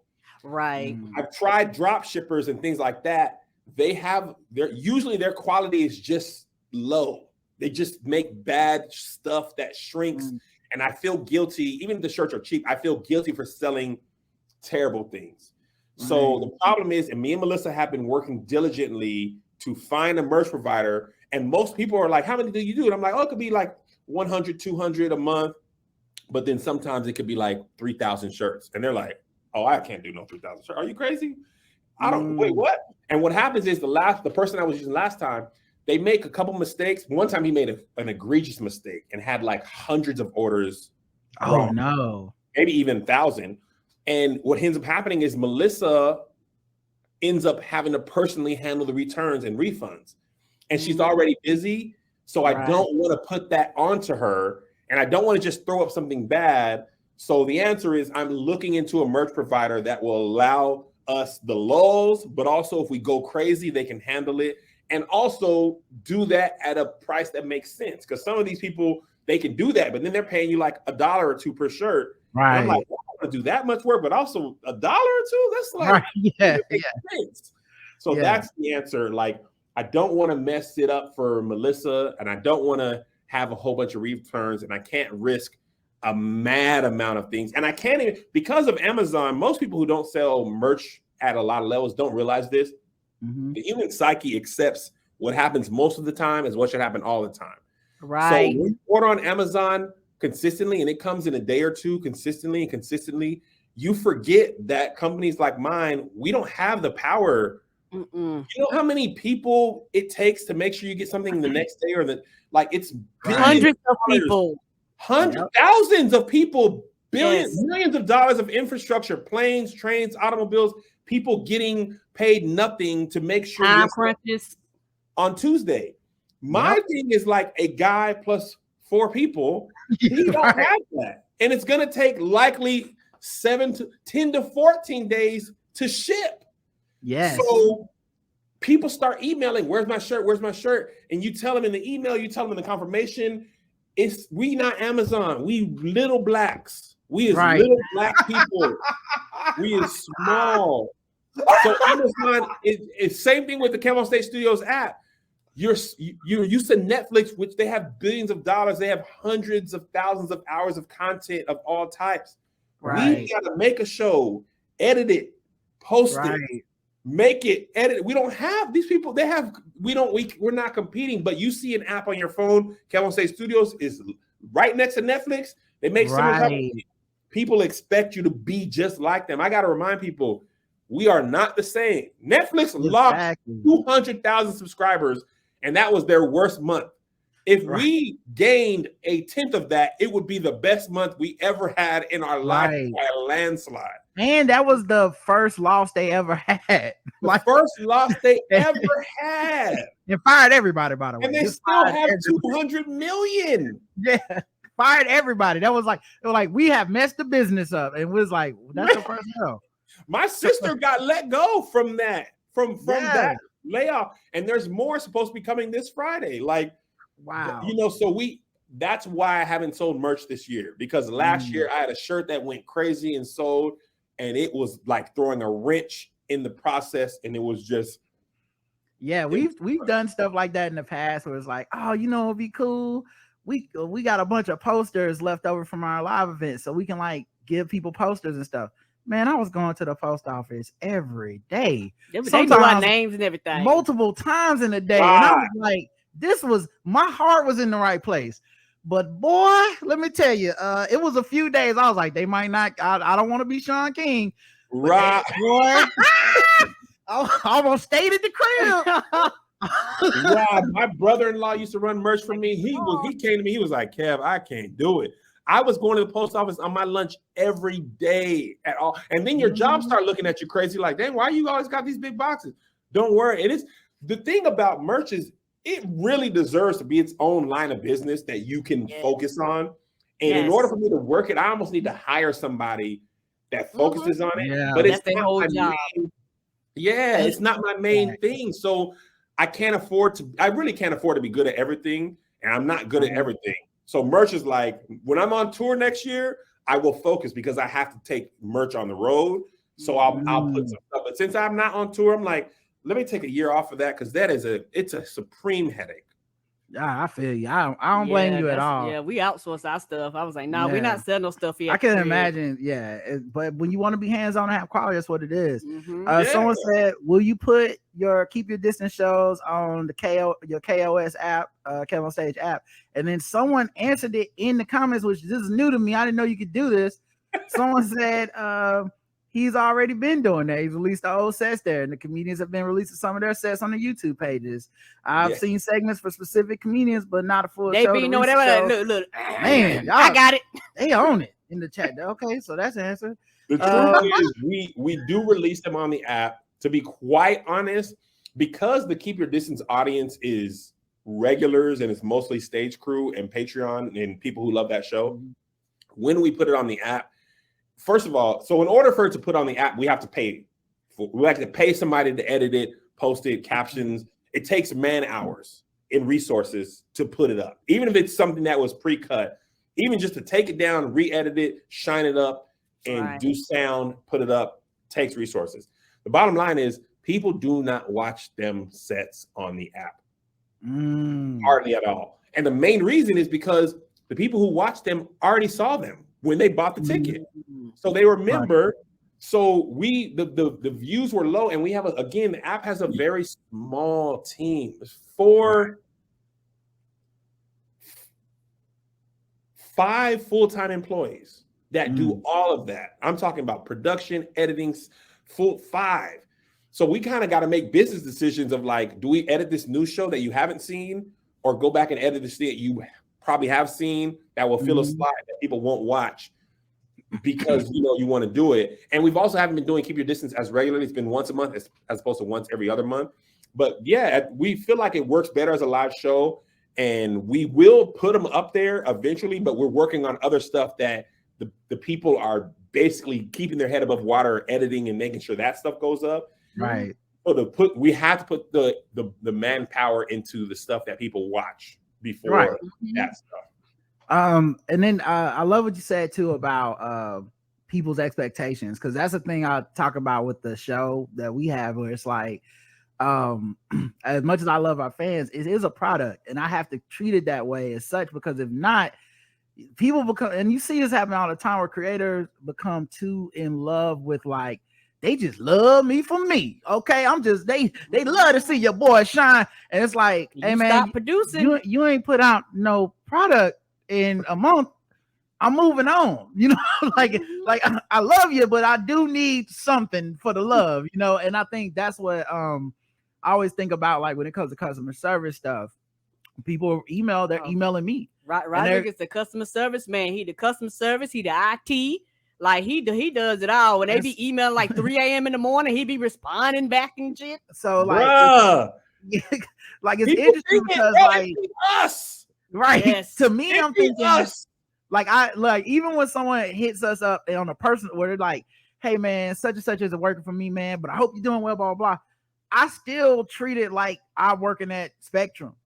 Like I don't send no like, "Oh, what's up, my G?" Don't even worry about a tripping, because you would kill AT&T if they hit you up like, "Oh, what's up, player? You know how we do." You know what I'm saying? This is not professional. Can I speak to your manager? Same soup, just reheated. You know how pimp do. Anyway, I'm gonna go ahead and reset that password for your player. You know what I'm saying? Keep your head up. Like, nah, I'll send it back like, the system is currently under. I send it back. We worked in corporate America, so we know how to structure them emails, because there is an expectation. And I've also seen the downside of that, where you see somebody that's so in their circle of people, their silo, they'll post interactions with customers, like screenshots, and you be reading it like, but you're the one that's wrong, right? Like, it's like, you customer service, right? And I'm like, if I was considering doing business with you, I am not now. Like someone will email them like, "Hey, so my cake was supposed to be here on Saturday, and now you missed the birthday, and it's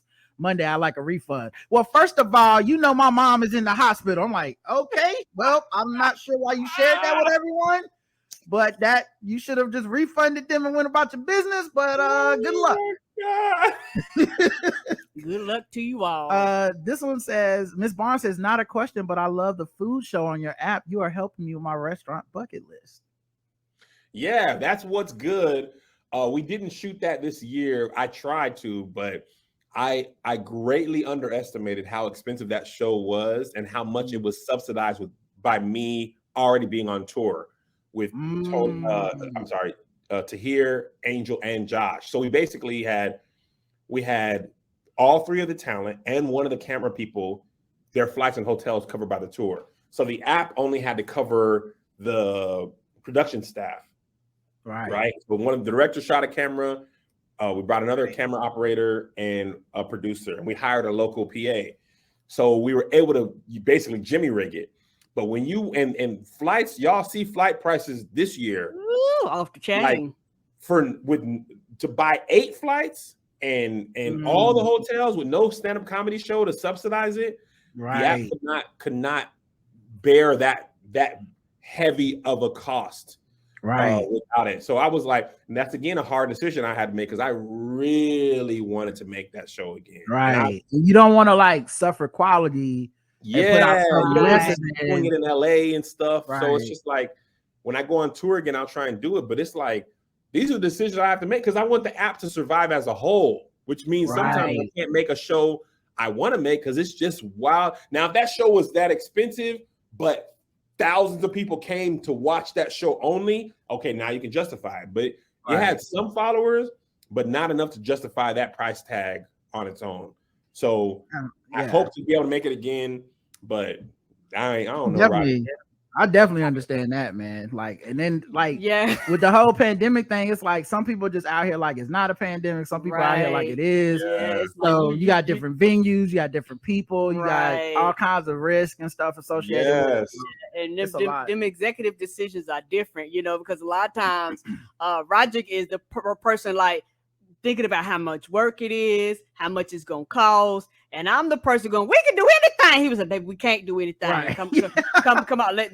Let's calm it down a little bit. I'd be like, let's go on the road. Let's do. He'd be like, you know, it's still the coronavirus out there. I'd be like, but they can wear masks. And he'd be like, yeah, but calm it down, baby. Right. And that's the thing too. Like with the app, I think, and I'm not blaming them. Just speaking honestly, people don't necessarily understand that the app funds the people who work for the app.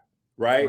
So if somebody wants a raise or somebody goes on maternity leave or somebody quits or somebody has to be fired, if that show's not succeeding, we got to go and, hey, man, and we don't want to be laying people off. So we always try to manage what we can do before we have to make that. So that's why we keep the team small because we'll have really busy seasons, but then towards the end of the year, we'll have really light seasons. But we don't want to fire people because basically October through January, it's very light in Hollywood in general. It's just like, you know, you just don't really want to do nothing through then, but I don't want to fire people. Right. So you got to think about the production budget versus the content budget versus we just gave people who work for us benefits. Them is not free. Them is not. PTO. Them costs is gonna keep. The costs keep going whether you put out something or not. So like, and they always keep going up. Exactly. Yes. It only go. People always ask for raises. When you replace people, the next person always asks for more. People that you hire, camera, like production crew, they always want more. And then gas, gas costs a lot, man. I got some gas. I filled up my tank today. I took out a small loan. It was, I thank God my credit came through, so I was able to get back home. But like, it was like Elon Musk buying Twitter.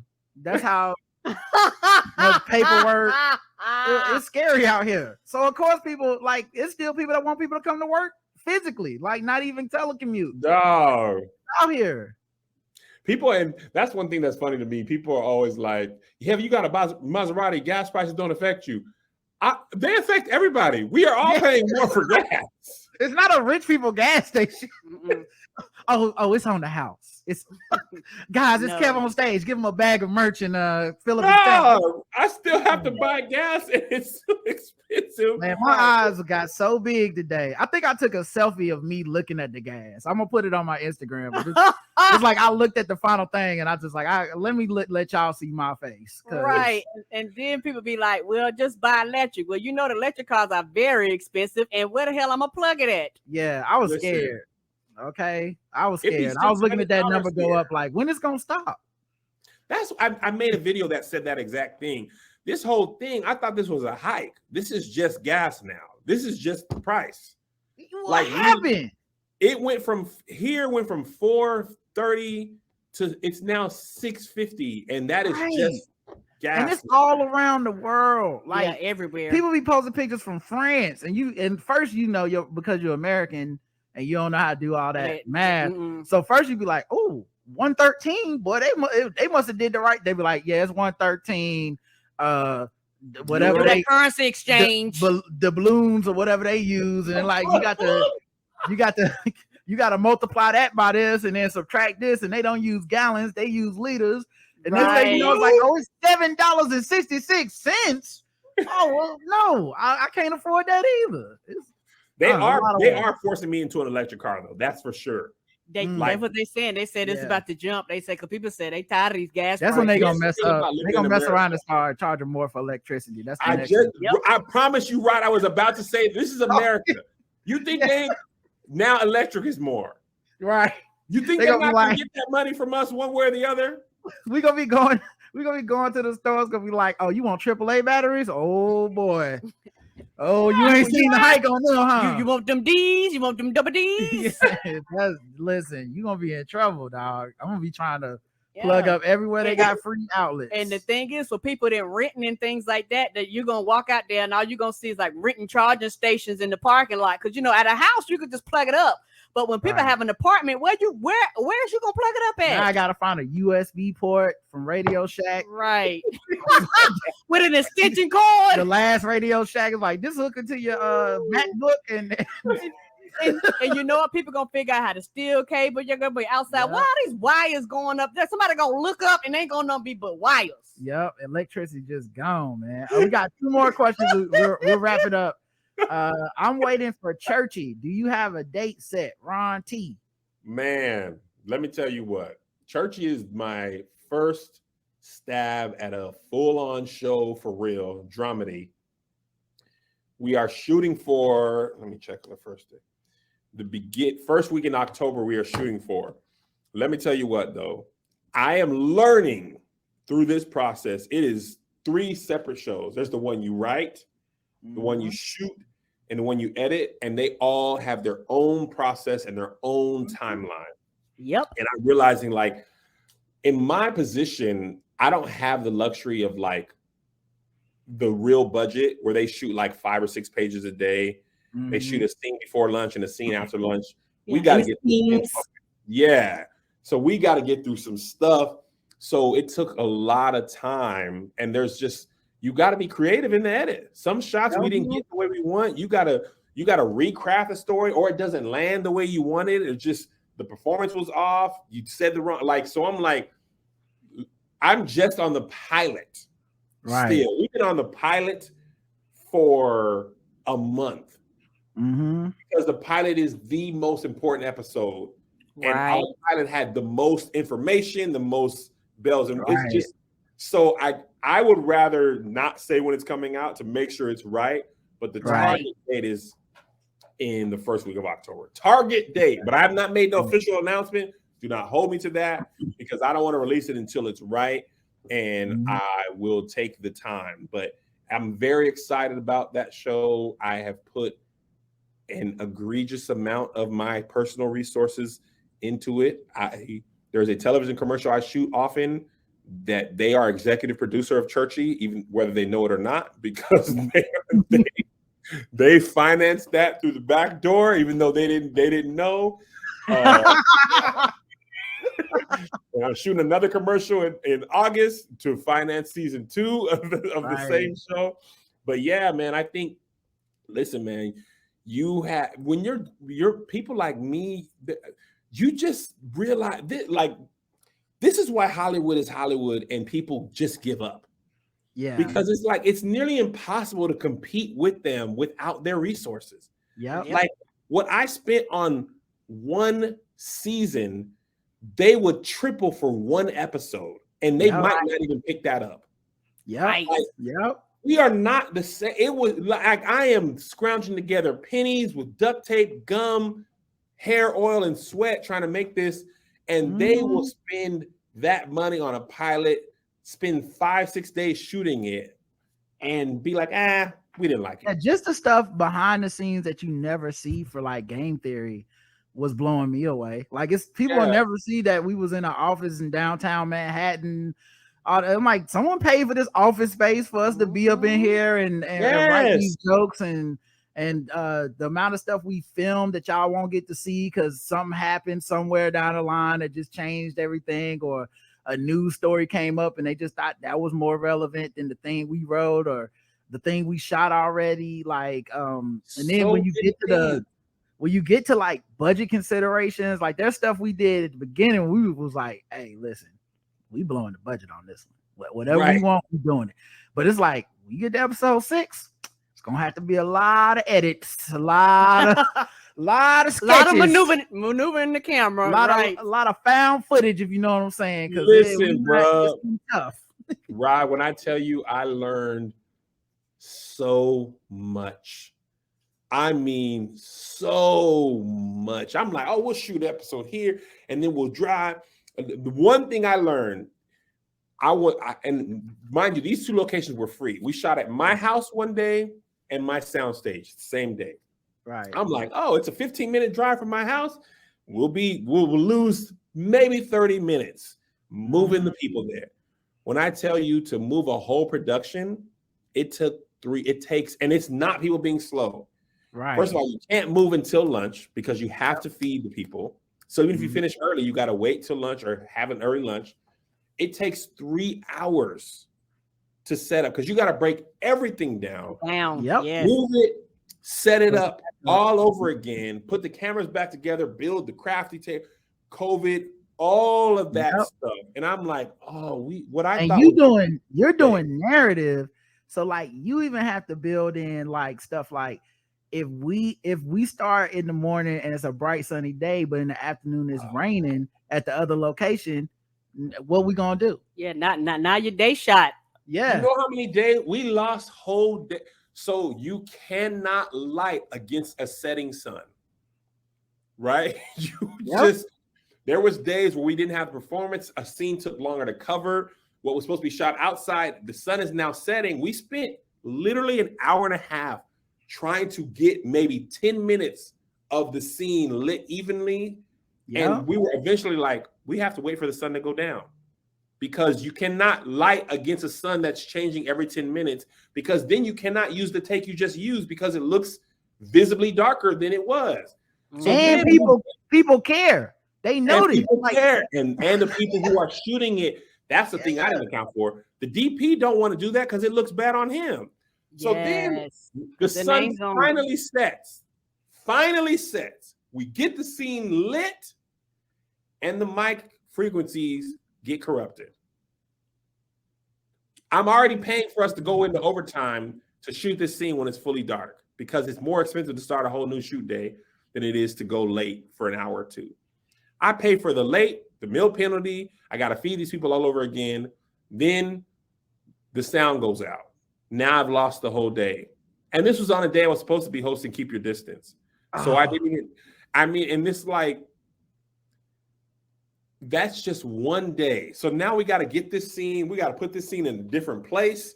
It's just stuff you would not know. There's no way to know. You got to do it to know it. And you got to mess up and you got to rely on the people, as you said, like your crew and people, because those people really be like, honestly, man, I learned so much from so many people during this season where it was just like, I was just pulling people to like, what do you do? You know what I mean? Like, what's a line producer? Okay, cool. Yes. So how, and that they will be like, I'm surprised you want to know this. I'm like, because I'm writing and I'm realizing now the more I know about other stuff, the better the writing can be. Because in the beginning, I'm writing stuff. I'm like, they go do it. I'm like, why ain't turn out how I wanted to turn out? And they be like, because you got to deal with this. You didn't use right language. Even when you write stuff like in your mind, you can like have this perfect scenario.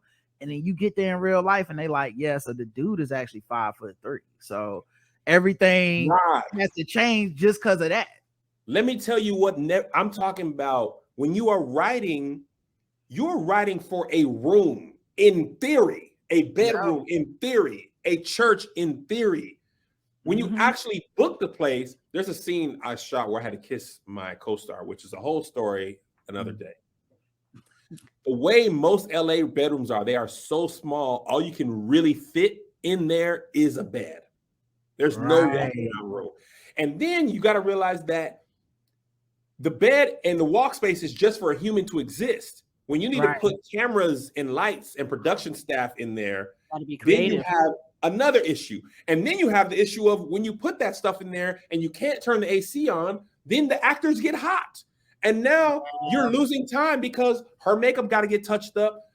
I'm bald after every take. They got to come in here and do this. And then the blocking has to be set differently for this. And the camera can't fit. And if you turn like an inch too much this way, all the LA bedrooms have mirrors. So it's just like, This is you have a time. There's a certain amount of time crunch. We had to film this sketch where my man Sidney Costello was reacting to certain things that he couldn't. You can't see him. They're gonna put him in post. So it's almost like when you watch like Star Wars and they show you the behind the scenes, it's just somebody reacted to a green screen, and you're like, oh, that was just a tennis ball. Man, that acting is different. Yes, acting is. I see that it's a muscle now that I didn't respect that I get now. So Rob, let me tell you what, acting, and then when you break as a producer, they come and say, we're about to be over. Do you want to go into a meal penalty or do you want to lose the day? Yep. Decide real quick. Actually, think about it. Shoot this take. We'll get your decision in a second. Yep. What? We had one where Sydney's doing this sketch and the room is closed, everyone's quiet, we're in the studio, we're in the office in our office that we turned into the studio. The AC pops on randomly like every 5 minutes. So like if you in the middle of a take and you hear that boom, it's like stop, cut, start over, we got to do this. And like so it was like we was running a race where you had to not even race, what's the freeze tag. It's like we're doing freeze tag with acting, where it's like, man, I don't understand what the zooms cut. Everybody wait for it to reset itself. All right, man, just get that back. You know what I'm saying? You was angry. Remember, we had to do that so many times. We had another thing we filmed where the comedian that we filmed this whole sketch with, it was a series of sketches, went on a podcast and said some wild shit, and then we just didn't have that for the whole season. So now everything that they had recorded. So now we just can't toss it in the we trash. all got to come up with some different stuff. Because they went and wild out. They was like, can't do it. Like everyone just came into the office. Everyone was sat in we all sat in the conference room. Everybody had the same look on their face, like, why? Why? You gotta text me that on the side, Rod. I need to know. I got you in the DMs. I got you in the DMs. I understand more, but also like you will be a better writer next year for the experience you had. Now I understand why this is why you only shoot 5 or 6 pages a day, because try as you might, you are accounting for all the things that will go wrong. Yes. Right. Yes. But also I can't do that because I don't have money to shoot for 5 pages a day. So now you got to write to your budget, right? That means it might just mean, if you're shooting in a location, you either shooting in that location long enough for it to be a day, or you need to find out another way to make it work. Because otherwise, you're losing 3 hours. Now I know that. Yeah. There was so much, and I thought I knew a lot, and I did know a lot. But there was infinitely more. Yeah, that's why they be like, why do y'all have 18, 12-hour days? That's why. Yeah. They were like, we're going to get everything in. They was honestly, there's so much when you're dealing with like unions and stuff too. I mean, ain't no 18, 12-hour days unless you got 18, 12-hour money. Dog. Like, people expecting to go home, man. They not committed to it as you. Like, it's your project, so you like, I work 25 hours if I got. They like, I got kids. My office hours are from 9 to 5. Bro, and when I tell you, SAG is a whole different animal. And I just learned because of how churchy went, I learned to budget and produce my own stuff, which I hadn't had to do ever. Even when I worked at All Def, other people did that. When I figured out with SAG, say you got to pay Karen $100, right? That's the SAG minimum. Because of everything you got to pay, plus their health payments, you end up paying her 40% of her salary in addition to whatever you pay her. For every person. And a background extra is $96 for my tier budget. If you want that person to say one line, you now have to pay them the SAG minimum. And all that percentage. And I was like, one line? So that's why if you ever watch The Wire, you hear people saying pandemic. You rarely actually see the person that said pandemic because it's cheaper to do a voiceover where you don't see that person. But if the person is on camera and speaking, you are paying them SAG minimum. If they're walking by and they clear frame and then you hear pandemic, WMD, now you can pay a voiceover actor much less to say all the lines that you need to hear off camera. Mm-hmm. So I'm like, it was stuff I wanted to do that I found out like you can't do it. Because I'm in the writers union. They're like, nah, they gotta pay you this, or they gotta give you this type of thing. So if you just wanted to do some shit in the sketch, too bad. Like, go start being an actor now. Like, it was a lot of stuff, man. Like, it's a lot of rules. Like, so you gotta learn. A lot of rules. So many rules. And this is why Tyler Perry does everything on his studio, on his set. They do not move. If it's in is in these 3 locations. Yeah. And then I found out that a lot of times for his shows, it's like, we're 3 panels. Right. The restaurant's here. The bedroom is Karen. The barbershop is Rod. And they just move from room to room on a dollar. And the actors only get 1 or 2 takes. And so I was like, so one of my actor friends was like, I was like, why do some actors not be looking like they can act? And he was like, bro, because Tyler moves like this. They often don't get a take or 2. And some of our best stuff, we didn't get till the 5th, the 6th, the take. And like, Tyler not going for that. So it's hard. Like, not to mention, like, actors get better with time as they inhabit the characters and stuff. So like, the acting you get in episode 5 or 6 might be better than the acting you got in the pilot episode because you done did it for a while. But like, everybody ain't got time. Everybody like, if you get an episode 6, you know what I'm saying? Like, it's precarious out this mug, dog. Tyler's like, I'm not picking up the crew. We not moving nowhere. We're gonna put wheels on this thing and we're gonna roll you around. Yeah, I'm sure that the like Marvel money of filming like Black Panther is a thing that makes like, in a way, he's doing what Kev's doing. Like, the Marvel rents out the stage, they do Black Panther. I take that money. I'm doing Bruh, and I'm doing like all these other shows. Yeah. Last question. The last question, I think this must be for us. Hey, I subscribe to your podcast on Podcast Addict. Spoil movie reviews. When y'all gonna upload some more shows? Oh, we always upload beginning of the month. So what it is for our premium people, they get the reviews right away. And like right now we got like Top Gun, the Spiderhead. Yeah, that was good. I forget the other movie I watched. Oh, the Interceptor. Those are both on Netflix. And so like, we put those out immediately. Then for the people that's not premium, just want to get the regular feed, beginning of the month, we put out all the reviews we did the previous month.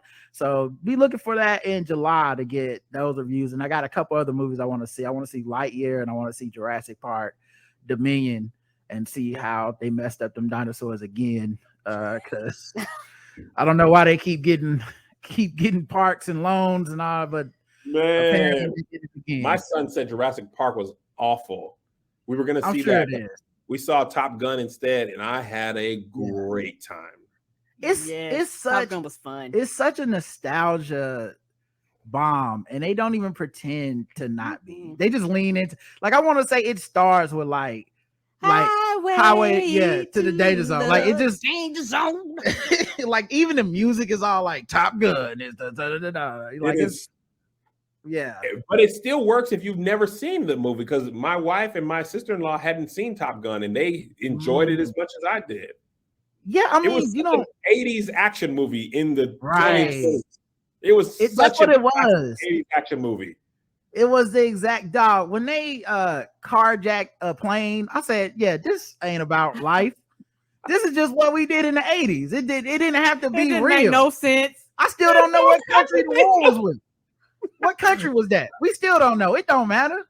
It was nondescript Eastern. Yeah, place. They were smart enough to know to make it white people. That was the update. Because like, if it would have actually been the 80s, it definitely would have been like brown people, some Muslims or some Asians or something. It would have been real stereotypical. This was the movie Blue Chips, when they couldn't use real colleges, and it was like Big State and Tech U. It was the Tech U of Big State.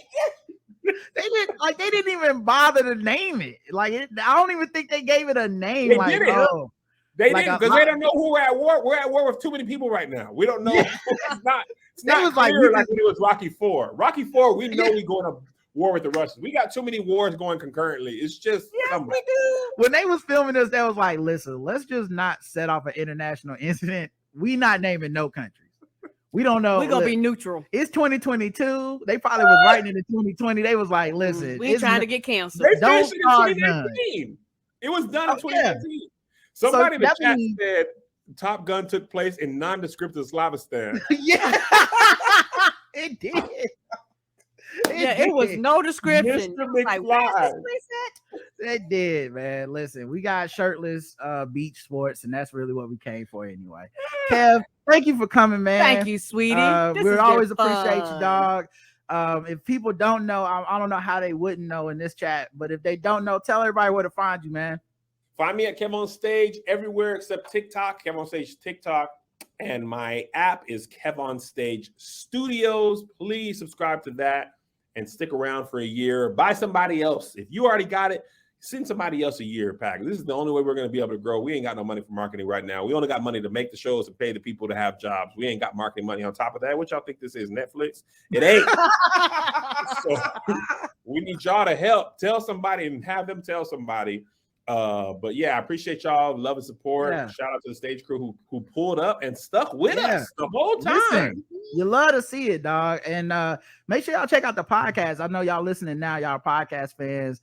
Several podcasts. I love Here's the Thing. Mm-hmm. And then the episode before this week, it was so funny. I was dying.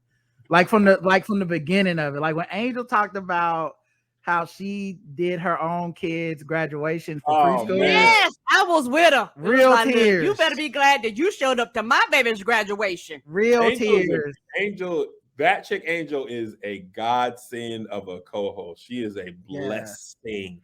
And she is wonderful with transitions because I was listening. Oh my God. And she'll be talking, and all of a sudden it would just flow, and I would just bust out laughing because we podcast and we have to do these things live, and it is not always an easy thing to transition like that. Right. But she'll make it. You've been having a casual conversation. Next thing you know, I was like, "Oh, we're in the commercial. Let's go." Right. Listen, that's why the ads love us. Yeah. Other podcasts feel like they barely scraping by. But that's why we use ManScaped over here, because ManScaped is having their 4th generation performance package. It's the ultimate package that includes the lawnmower 4.0. The 4.0. That's what I got in high school when I graduated. And you can go to manscaped.com for 20% off and get free shipping and take advantage of all this with just putting code TBGWT in. Okay, make sure you go to Manscaped. Okay, it's gonna take care of you. It's the summertime. It's hot outside. You know what they always say? It's hot as balls, right? But I say yours don't have to be hot if you use Manscaped to trim up down there, and now you walking around free and aerodynamic. So just go to manscaped.com, code TBGWT. That's hilarious. Thanks for coming, man. All right, y'all. We'll be back tomorrow. I believe tomorrow we have a guest. It's Tim Barnes. It'll be his first time on the show. He's actually got a show coming out, an animated show. So we're going to talk to him about that process.